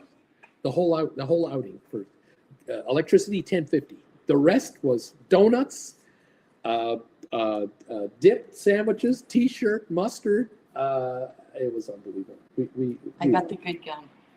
Oh, and Jen bought gum. She bought gum at Agent. Philippe's. She bought Beeman's gum. Then she bought Blackjack. Blackjack gum. See? And Then clove. she bought clove gum. See? She bought these. See? They have this little And counter. Necco's. And what? Necco's. Necco's, whatever. So she got these as well. I don't know if these cost $1.50 each or something. I don't know what they cost. No, they're 20 cents. Oh, so they're $1 each or something like that. And then she got she got these. She got Necco's, the original candy wafer. There you go. It's Since just sugar in a different shape. 1847. There you go. There you go. Classic And candy. then we bought the mustard, and I got myself a double XL T-shirt, so I can walk around outside in a white T-shirt instead of a black T-shirt or a dark blue T-shirt. I've got at least a white T-shirt. And then the box of donuts cost us a fortune, absolute fortune, unbelievable. Do we panic now, says Trucker? Let's see. Thank you all. BP says, Bunker Bruce, in your opinion, will we be assigned on these SoFi 20 Gen 26s? I got a 601 for these things, or do you see it below 10 again? I don't see it below 10, and I don't think you'll be assigned anytime soon. No. Jeff Glass, my 22 Rocket Lab cash security puts expiring this Friday are getting pretty dicey there, Bruce. Where are we at now? 2187 right now. Christina, ASS is actually smart summons. Ed 2204 and Rocket Lab Trucker VIX is at the highest since last month. Christina, you can make the driving either aggressive or chill. It won't change as much in the chill. BP, I'm negative now on the $20 cash secured put SoFi with it at $13.95. You're not going to get exercise. Ricardo, need LCID or another EV company against everything Musk. Tom, how much roughly would gas have been for that trip? We would have done it at $5 a gallon. What would we have done? Would we have done about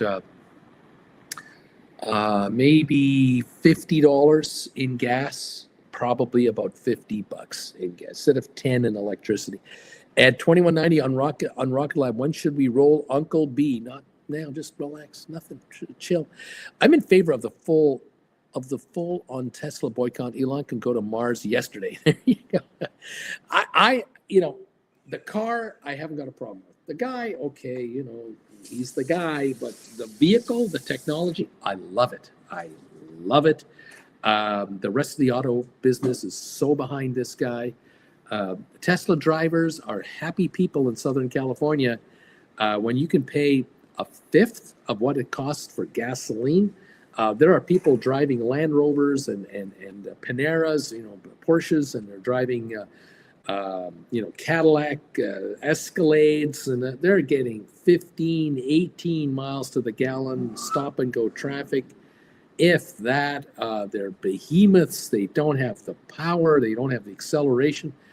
How many times did I weave in and out of slow traffic? It was awesome. Just loved it. Absolutely fabulous. Anyway, there it is.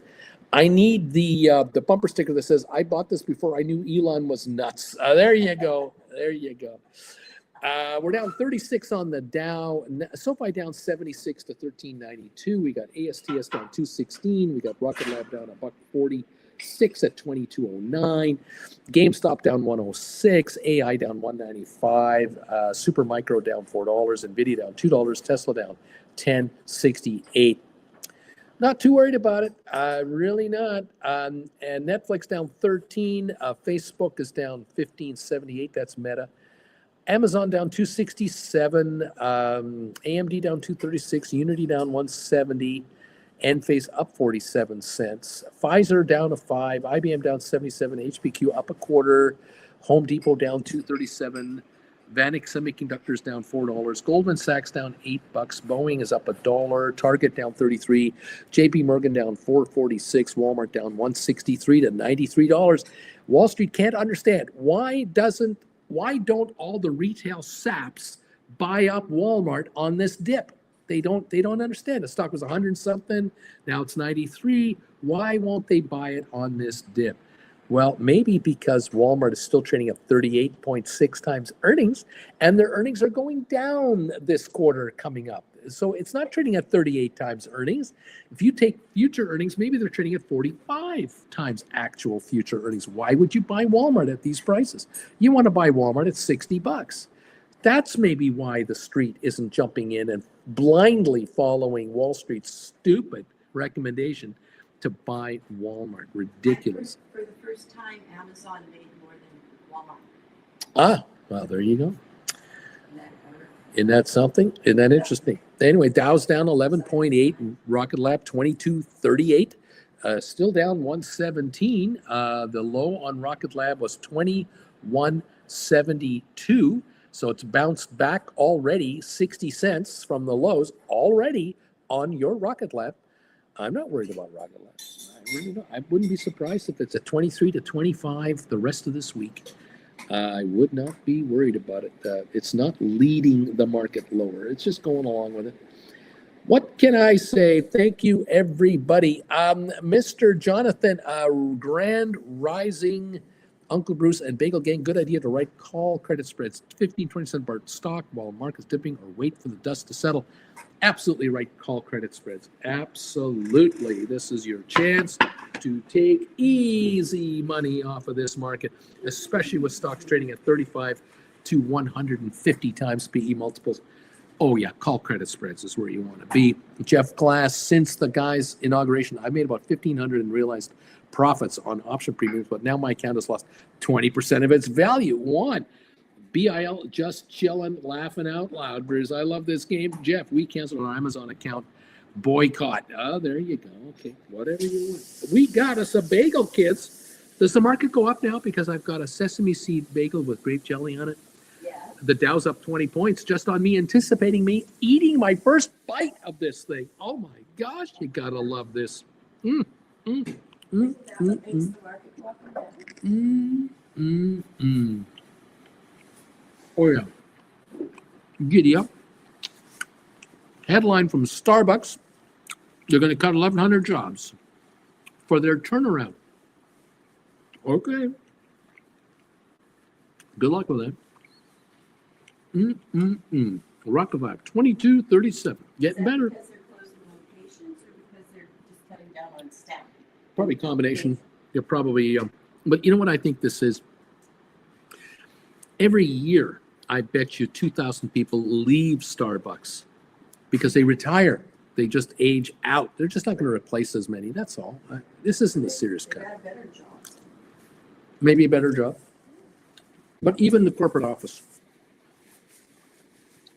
The thing about the federal job cuts, the best way to have done this is to just let people retire out and not replace them as quickly.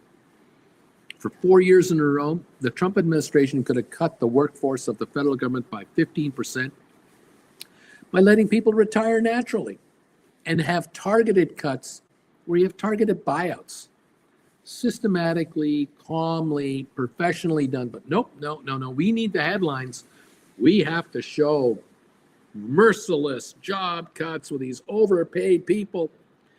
And so it's just a clown show is what's going on. What can I say? But hey, it is what it is. It's all show and no go.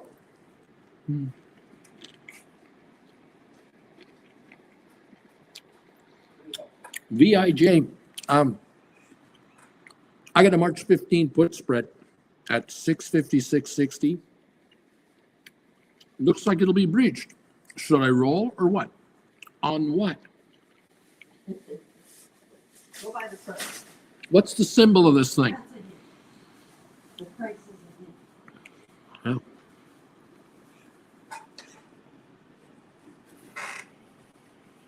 On what? You don't want to end up doing what your dad does.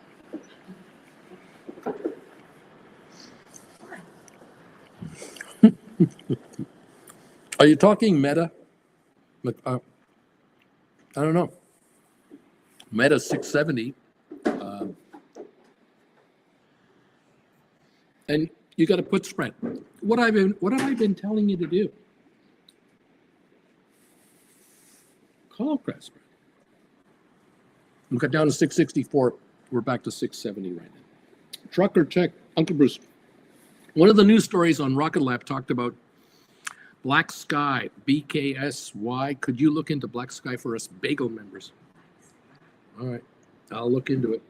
Black Sky. No, never heard of it. BKSY.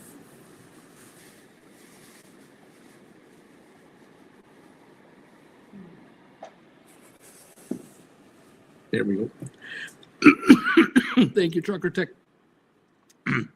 Margin Call says, I sold some cash secured puts, strike $35, Jan 26 for SoFi, getting 20.30. Now they're at 20.95 to 21.25. Do I buy them back at a small loss or just wait and relax? Wait and relax.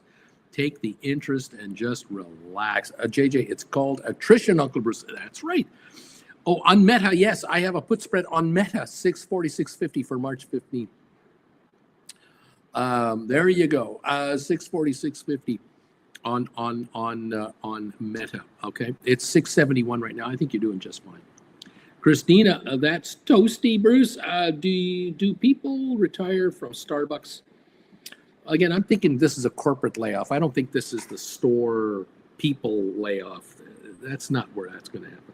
It's going to be at the the head office level, I bet you management.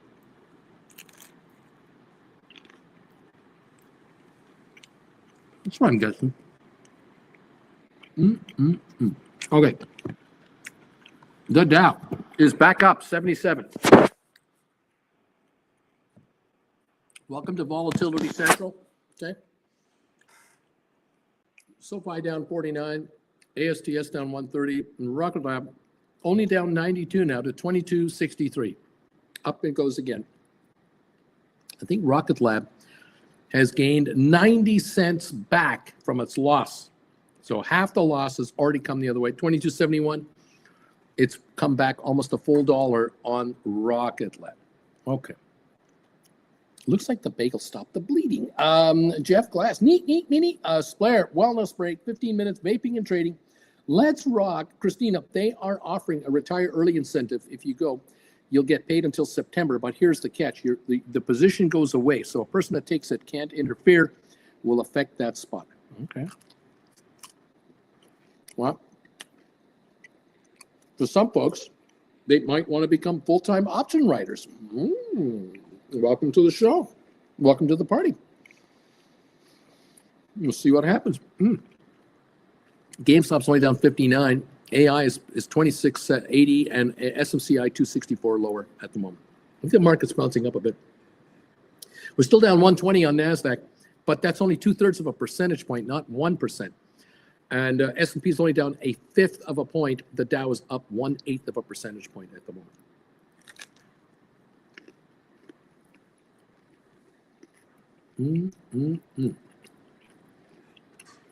Welcome to the party, pals.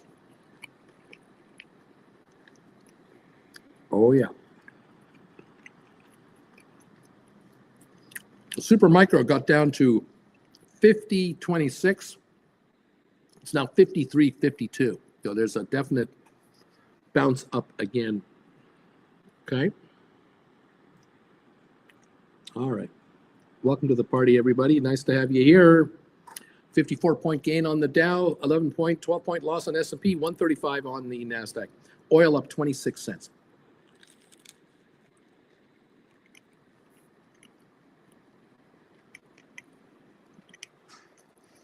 Christina, it's so stupid. If a person takes the fork in the road, they essentially remove that entire job and position line number from the government. We have this happening, and it's crazy. This means that what jobs they have will fall on others. So people's job description will need to change to include these duties. There you go.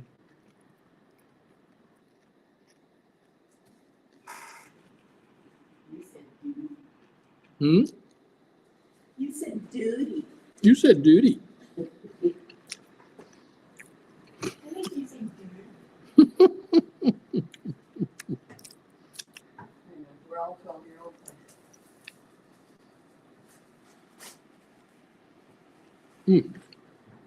The bagel's absolutely delicious today. Jeff Glass, Christina, their goal is to break the government, not make it more efficient. Vilbus, the point is to break the government, sell off, and privatize. Well, Oligarchy. we'll see how that works out. Not democracy.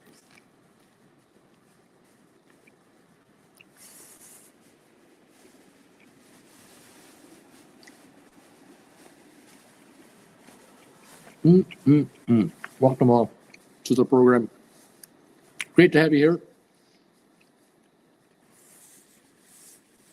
Money to be made in this market as an option writer. It's good. It's very good. Thank you again for answering my poll question today. Now 307 votes are in.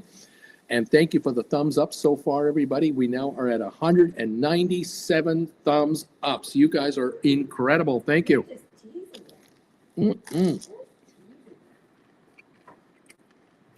Oh, yeah. The question of the day. My total income from my job and investments exceeds $250,000 a year. Yes or no? 17% say yes. 83% say no. Did you tell them that statistic you told me this morning? The top That is a startling. 10% account for 50% of all spending. I would like to see a historical graph on that.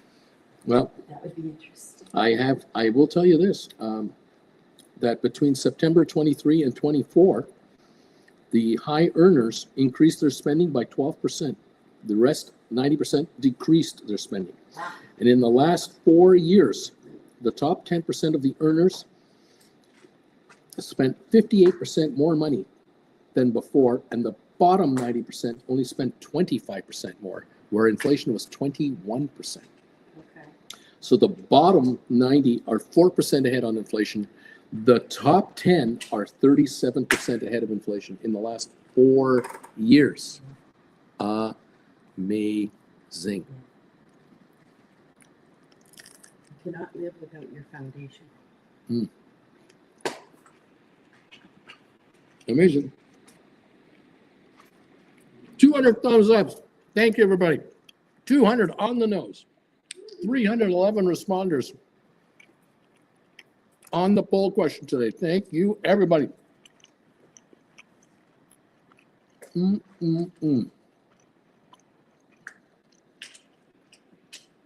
Christina, the crazy part was when all the civilians got an email saying, list 5 things you accomplished last week by Monday morning.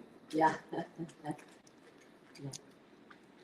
What I would do with that email is I'd put it into my junk folder and block it and report it. I don't think I'd want a boss that did that every week. I mean, I think you would start getting truly insignificant accomplishments being cited. Yeah, I cleaned the coffee machine. Without being asked. That's right. I was changed nice- the roll of toilet paper that ran out.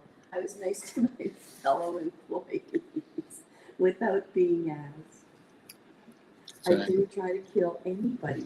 I didn't answer stupid, meaningless emails that waste my freaking time. You know, I didn't do that. I didn't do that. Hector, thumbs up again, another week of adventure. Last week, Bruce Lee is here, says, 1, TPS report, 2, TPS report, 3, TPS report. Dude, Christina, that sounds wild indeed. Walter, good morning, Bruce Bagel Familia, Uncle Bruce and Auntie Jen 2 from Walter. Too late to hear, but thumbs up, 201. Thank you, everybody, for these Walter. thumbs ups. Walter, hello. Dude, here in the private sector, it's way less efficient. I'm trying to remember the last time my boss even asked me what the hell I'm up to. JJ, I heard that the email was automatically blocked as spam. Ed, Palantir dropping like a stone. There you go. There you go. Palantir right now is 90.52, down 10.82 a share. The low today, 89.41. It did get up to 125. People thinking, oh, it's going to 1,000 a share. It's awesome. Really? At 500 times earnings. Really? Wow, that's interesting. Maybe PE multiples are important. Wow. Yeah, okay. Of course, SoFi is going to double their earnings this year. So whatever PE multiple they're at right now, divided by half, and that's what next year's PE multiple actually is for SoFi, which is now, what, 18 times? Is it going to be 17? SoFi right now is trading at 36 times earnings. Divided in half, 18 times next year's earnings. I think SoFi is fairly priced, if not cheap, at $14.14 a share. Assuming they're not going to do anything else to make money. Really? Really?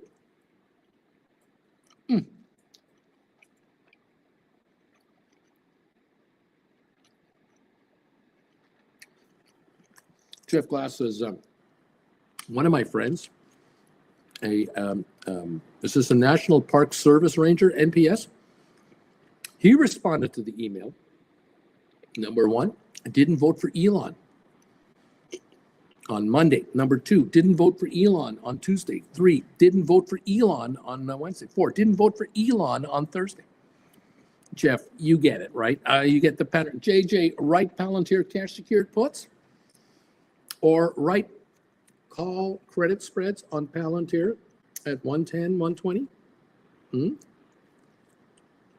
Depending on how much money you got. Yeah, giddy up. Rocket Lab 22.28. There you are. GameStop down 67. AI down 167. Giddy up, kids.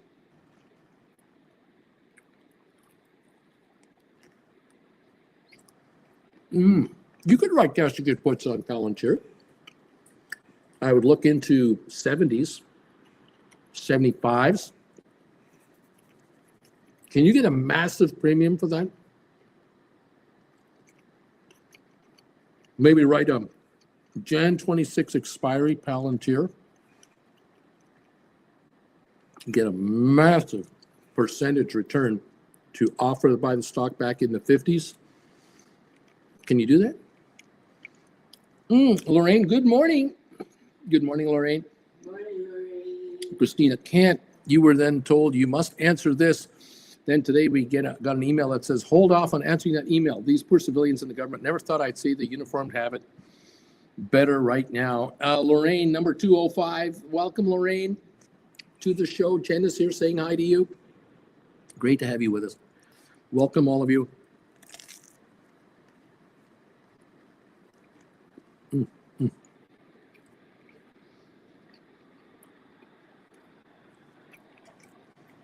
Mm, mm. 50-point gain on the Dow today.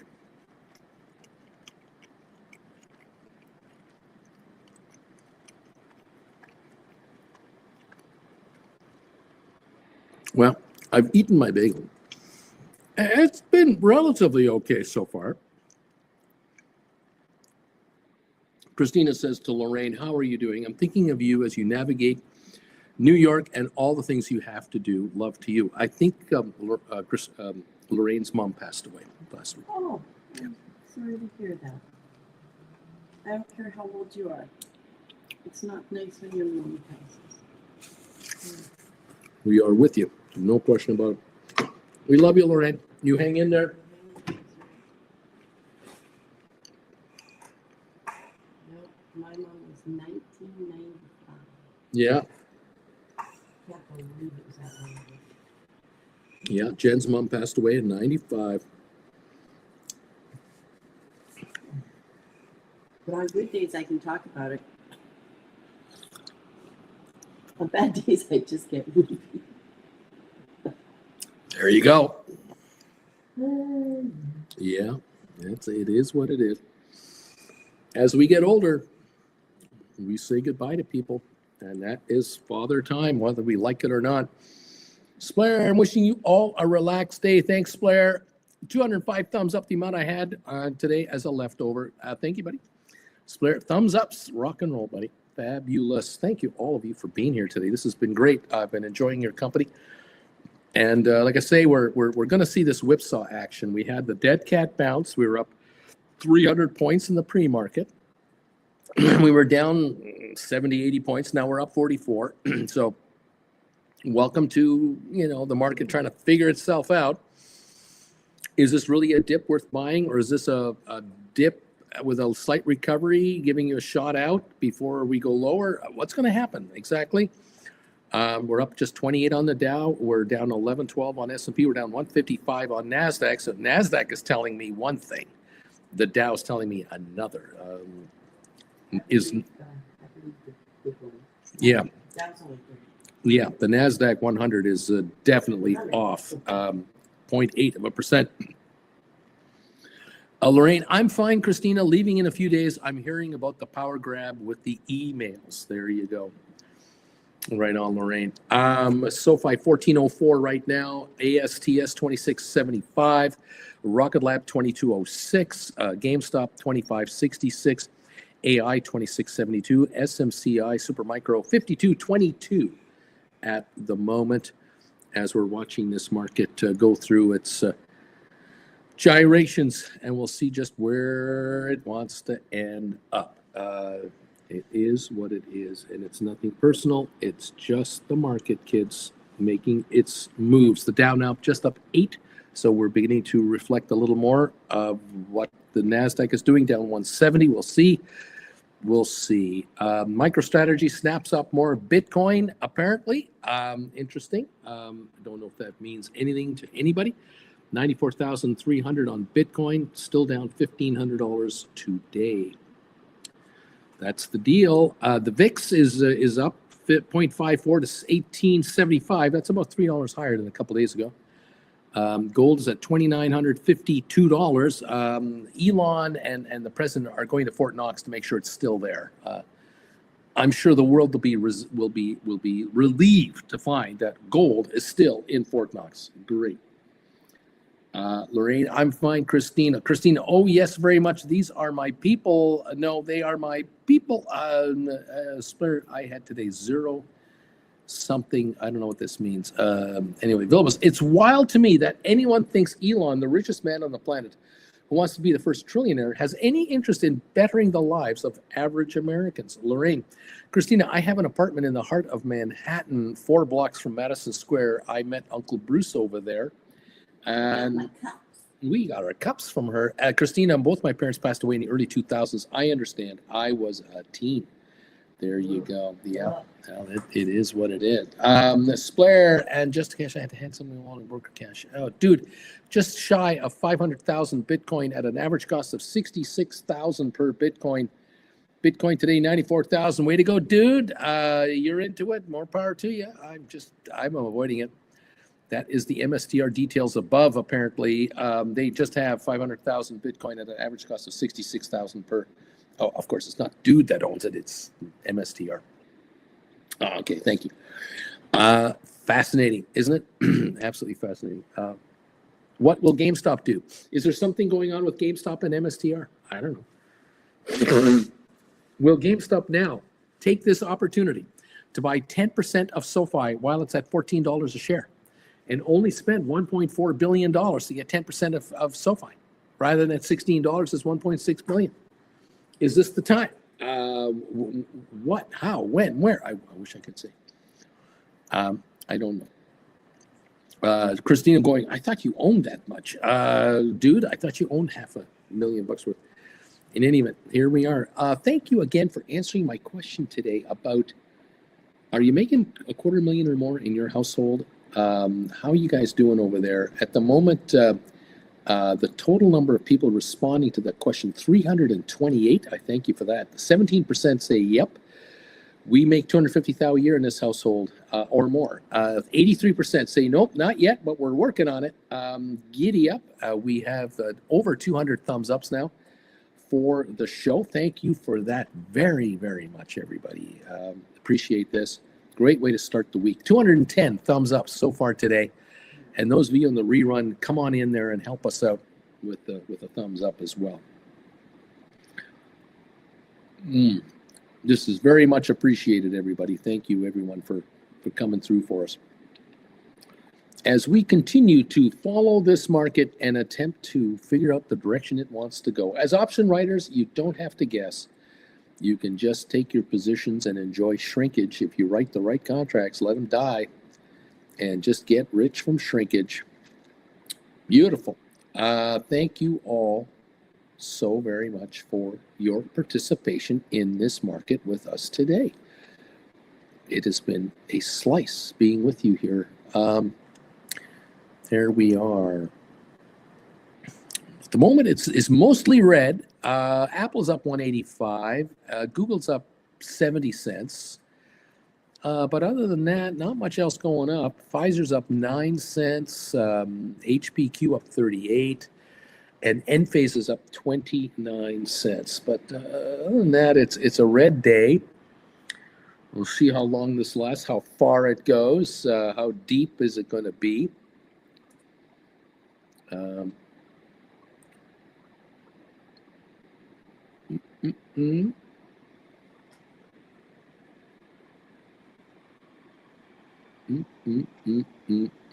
we're watching markets. See how they play out. Okay. 14.16 on SoFi, down 51 cents. The low of the day, 13.81. We're now back to 14.17. So a bit of a bounce back so far on SoFi. It'll be one of the first stocks to go green if the market wants to go green in any meaningful way. And let's see here. Tom, apparently there's a weak lineup to remove gold from the Bank of England. There's a weak lineup to all gold is moving to the U.S. Bruce Lee, I'm wondering what March is going to look like. Laugh out loud, dude. That would be 47 billion worth in U.S. dollars. I would be a prince if I owned that much. Christina, right, dude. I'm just in MSTR as a long, selling options, etc. I'm doing okay myself though. Christina, I wonder who the richest person is in this chat. Not me, Alberto, MNG. Who's the richest in this chat? I don't know. I don't. I think I have a number of very silent well-to-dos that follow me here who have figured out this guy seems to be able to sense market timing and market direction, and I watch him. I don't know if we have to bring out the rulers and measure. Yeah, do we need to bring out the rulers and measure? I don't think we need to. But look, I just do the best I can with what I've got. Christina, here's a question for you, Uncle Bruce. Of those that do a one-on-one, what percentage have over 500,000 in their trading account? That's a good question. I would say less than half. I would say most of my one-on-ones are people that are brand new, that are like, that found me a month or two ago, 3 months ago. They've started taking some classes. They are utterly fascinated by all of you and your commentary. They are following religiously now. They've taken my advice about grab lesson number 1, grab lesson number 2. They love how easy they are to follow because it's plain English. Then they jump right into a practice account. There's my website in case anyone's curious. They go right into a practice account and they follow all your comments out there, and you're letting me know what you're doing and what you're writing, and so they write those contracts as I tell them to. I tell people, copy these people, copy my viewers in a practice account. It's risk-free. And they sit there and they analyze these practice accounts, and they've written notes, and they've gone, okay, well, those 10 cash secured puts for this stock at that price was done by so-and-so. And these 5 were done by such and such. And this credit spread was done by such and such. And now they follow those. And they begin to realize, oh my God, these people are all making money. I mean, I don't have to, they're saying to themselves, I don't have to wait for them to come back to Bruce to tell him how they're doing, because in my practice account, I can see how they're doing. Look at how the practice account is showing winners and losers, and so this intrigues them like big time, because now they're going, this guy's real. Like, these people are not fake. These are real people. And now they, maybe husbands and wives, boyfriends and girlfriends, are having a chat and saying, you know what we should do? We should do a one-on-one with Uncle Bruce. Maybe the time has come. We've reached kind of the fork in the road, and we think we want to go with him and go forward with all the classes and religiously take them, keep practice trading, but we're going to start arranging our account to start doing some of these trades ourselves. And so they have a one-on-one with me. They look me up, they contact me, they send me an email, we get together, and I quickly figure out where they're at, and I'll find out that they've got $70,000 in their savings account, margin account, cash accounts, outside of RSPs or outside of IRAs or outside of 401ks. Then inside the retirement, I find out what they have and what it's doing and whether they can control it or not. And then we kind of strategize, okay, well, here's your 90-day mission. The next 90 days, here's what you may want to consider doing. And it might be a combination of, we're going to watch all the rest of the lessons in the next 3 months. We're going to do, one a week for 12 weeks or 1.5 a week, and we'll get all 18 done. We're going to rewatch some of them. We're going to rearrange our portfolio in our IRA or in our 401k or our margin account. And we're going to start to do cover call writing on these stocks inside these retirement accounts. We're going to do cash secured puts over here, and maybe some poor man cover calls instead of owning stock, or we might do some credit spread writing. But this is over the next 90 days, not tomorrow morning, but going forward now. We're going to structurally work this. and they're going to rewatch my one-on-one several times to remind themselves, okay, yeah, that's right. We have this idea, this idea, this idea. And then 3-4 months later, I get a call, an email, say, we want to have another one-on-one with you and update you on where we're at. And we then go through how things been going and where are we at now? Where's your status? And sometimes I get the emergency one-on-one where someone will contact me and say, just got laid off.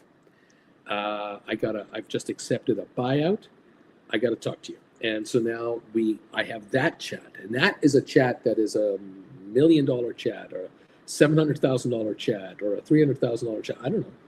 And we then go over that person's scenario, because the first scenario, they're both working, or one of them is working full time and one's working part time or whatever. The second scenario, I'm being let go and I'm 54. What should I do now? And so now we go into all of that. I get them all. There is no similar scenario. It's always a different scenario. And so I say to you all, when you're ready to have a one-on-one with me, it's because of your situation. Maybe a change in the family hierarchy has happened. Mom and dad have asked you to take over all their affairs, or grandpa died, grandma died, and now you're the oldest and you're the one under the will that has to do this, or the family, the brothers and sisters you've had a meeting and you and your sister are now going to handle all of this. Well, you've decided to have a chat with me and just get an outsider's opinion on, well, what do you think we should do? And what's your experience been in this area? And so again, I never get the same thing twice. I never do. It's always different. And so there are some folks here who have multi-millions who will look me up for a one-on-one, several, and we'll go into very detailed discussions or not. There are people who will contact me and say, I only want to talk to you about this one thing. Everything else I'm fine on. I just want to talk to you about this. And so we'll get into that topic for an hour, hour and a half, whatever it takes.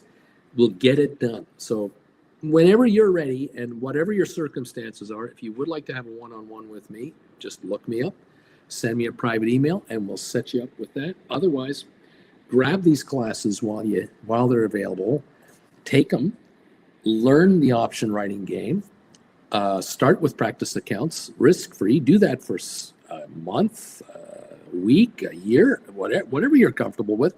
And when you really want to move into writing options yourself with your own money, you'll either do it on your own, you'll talk to me about it, you'll send me an email or have a one-on-one with me with a follow-up email. We'll figure it out. Okay, there you go. That's all there is to it. Thank you all. Walter, Christina, it might be Auntie Jen. Christina, so more quiet. The more we have, I'm broke then. They'll be quiet about what they have there. Christina, do you often get that Christina from the first few classes sure did get asked great questions. I'll be here all day, y'all. Man, Bruce Lee must be special. I appreciate everyone's kindness with my tisms. 49er, I was just about to say to Christina, get out of my head, get out of my head. And I knew it, as she says, I knew it. I will say this, Jen and I were talking about this weekend, and we were reminiscing about the first 6 classes that I did, or the first 8. I think we did those in about 5 or 6 months. We cranked out the first batch of classes pretty quickly because we had a long way to go at the very, very beginning in 2021. The kinds of questions we were asked for the first year of doing classes were very basic questions. And I think many of you who have joined in here probably appreciated the fact that we kept the classes edited the way we did from 2021. So that when you're a newbie coming in here and you're watching class 1 and class 2, you are listening to kind of questions you're going to ask me today if you're brand new to this. Because today's questions I get asked now on lessons 17, 18, soon to be 19, The questions that are coming at us now are so advanced compared to back in 2021, 22. This is why I keep insisting, start with class number 1 and grow with the channel's followers, because you're going to quickly generate knowledge that everyone here picked up in 2021 and 2022 and 2023. You get through those first 2 years of lessons. That's like 12, 13, 14 lessons. Now you're getting into far more sophisticated questions, because there will have been people here who are taking class 14, 15, 16, who've been writing for 2 years. Now we have people writing for 3 years options. They've got way more sophisticated questions today than they had back then. And this is why you want to grab lesson number 1 to start things off. I don't think you can go wrong. For $200 a class, you'll start earning money right after the second or third class. You'll start writing options. If you're a typical viewer, that's what they do around here. And there are people who tell me, Uncle Bruce, I spent $600 on 3 of your classes, and I'm going to take the next 3 like right freaking now. But I've already hauled in $2,000 in premiums. I got more money in my account than I've been spending with your classes. This is great. Earn while you learn. It's like an apprenticeship program. You're getting paid to study, and every time you bring another lesson into your hands, you're getting that much smarter than all the competitors out there who are trying to take your money from you. Because when you write an option, someone else is buying that option against you. You have to know more than they know. You have to be on the right side of the trade.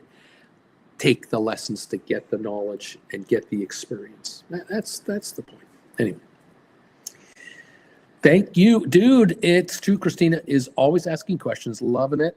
I'm that annoying person in the class who raises their hand when the teacher's trying to let us all go home early. I would have punched in the face in school if I didn't do it here. Andre, don't stop now, Christina. Tom, some people might be afraid to ask these questions though, Christina, so keep it up. And there you go. Yeah, there's never a bad question. Sometimes people think they have a stupid question and they drop it on us, and I'll go, that's a great question. I'm really glad you asked me that one because it slipped my mind, or I hadn't thought of that, and all of a sudden I'll get something out of left field and go, oh, that's a good one. Let's get into this. So there is no bad questions, no dumb questions. Walter Young, Christina, keep the questions coming. I'm always willing to learn. The most successful option writers are the ones most open to new ideas. They're also the most willing to accept the same information time and time again, because we forget sometimes. We go, oh yeah, I remember that. I forgot that. I could do that. Why wasn't that? What's wrong with me? We're kind of stressed, okay? We got a world around us that's crazy, and once in a while we forget stuff. And so here we are to be the family, to keep each other in check and help each other out. If you'd like to become part of the Discord chat group for this channel, send me a private email. Tell me if you're a Gold Bagel member, this is open to you. If you're a Gold Bagel member, let me know your Gold Bagel name. Just say to me, Bruce, would you send me the link to the Discord group? My Gold Bagel name is such and such. I will get you the linkage information so you can become part of the Discord group. And you can hang out with this crowd right over here, 24 hours a day, 7 days a week, not just when I'm on the air. That's a freebie for Gold Bagel members. Become a Gold Bagel member immediately. Join us Wednesday night at 7 o'clock Eastern for a primetime live with Uncle Bruce, just for Gold Bagel members. And every morning at 8 o'clock, first half hour, every morning, just Gold Bagel members and I hang out first. Then at 8:30, we open up the show. There you go. Thank you so very much. Bruce, Tom, what are you thinking about Poor Man Cover Call now with this pullback? And Tom, in general, no particular stock. Look, I don't mind pullback cover call writing, Poor Man Cover Call writing. I love it. You know, buy deep in the money contracts on whatever stock you like, and then write contracts against it, because if you buy a stock and it costs you, I don't know, it costs you $2,500 to write a contract versus buying a Poor Man Covered Call for $1,300 and writing 2 contracts versus 1, you've doubled your income. You've got a higher return on your capital. You got 20 grand lying around and you can buy 800 shares, or you can buy 16 deep in the money calls, write 16 contracts at a time instead of 8. You're trying to quit your day job, you need cash flow. This is a great way to bring in cash flow, higher amounts of cash flow. Credit spreads, great way to quit your day job. Really a great way to quit your day job. If you want to talk to me about quitting your day job and going over your account, where you're at right now, to help guide you to arrange it so that you can generate the income necessary to get out of your day job, then a one-on-one session is probably a pretty damn good idea. So there you go. I might send you the lesson so-and-so and lesson such and such and lesson such and such. After or during our chat, you'll have a to-do list. And now you can get to work for the next 3 weeks, 6 weeks, 12 weeks to plot your exit from your employer. There you go. Okay. Thank you all very much. Tom, I see the value. You buy 2 years out and then write monthly. I like it, especially on GameStop. Just make sure you use the 90-10 rule. Jeff, Friday, I sold a $31 covered call expiring March 28 for $2 each. Have a stink bid in now for $116 to buy it back. There you go. Easy peasy, nice and easy. Giddy up, kids. It's called making money. There you have it. Okay, kids, I'm going to call it a show. It's been 2 hours, 20 minutes on this telecast, 30 minutes for my Gold Bagel members. I've been on for 2 hours, 50 minutes today. It's time for me to get a break and get a little bit of rest. Thank you all for joining me again every day. Thank you for these donations today. You guys are awesome. Thank you as always, Uncle Bruce. Have a great day to everybody. Thank you for helping Jen and I recover some of our electron money and bagel money and Philippe's money that we spent on Saturday. We appreciate you. And it's a pleasure to be here every day to help you find ways to get richer. That's what it's all about. Become a Gold Bagel member. Make sure to grab the classes and keep me posted on how you're doing. Tom, Christina, yes, I think I'll do that on GameStop. Richard Carlin, neat, Snow Moon, neat. Don't forget the neat emojis. We're up 20 on the Dow.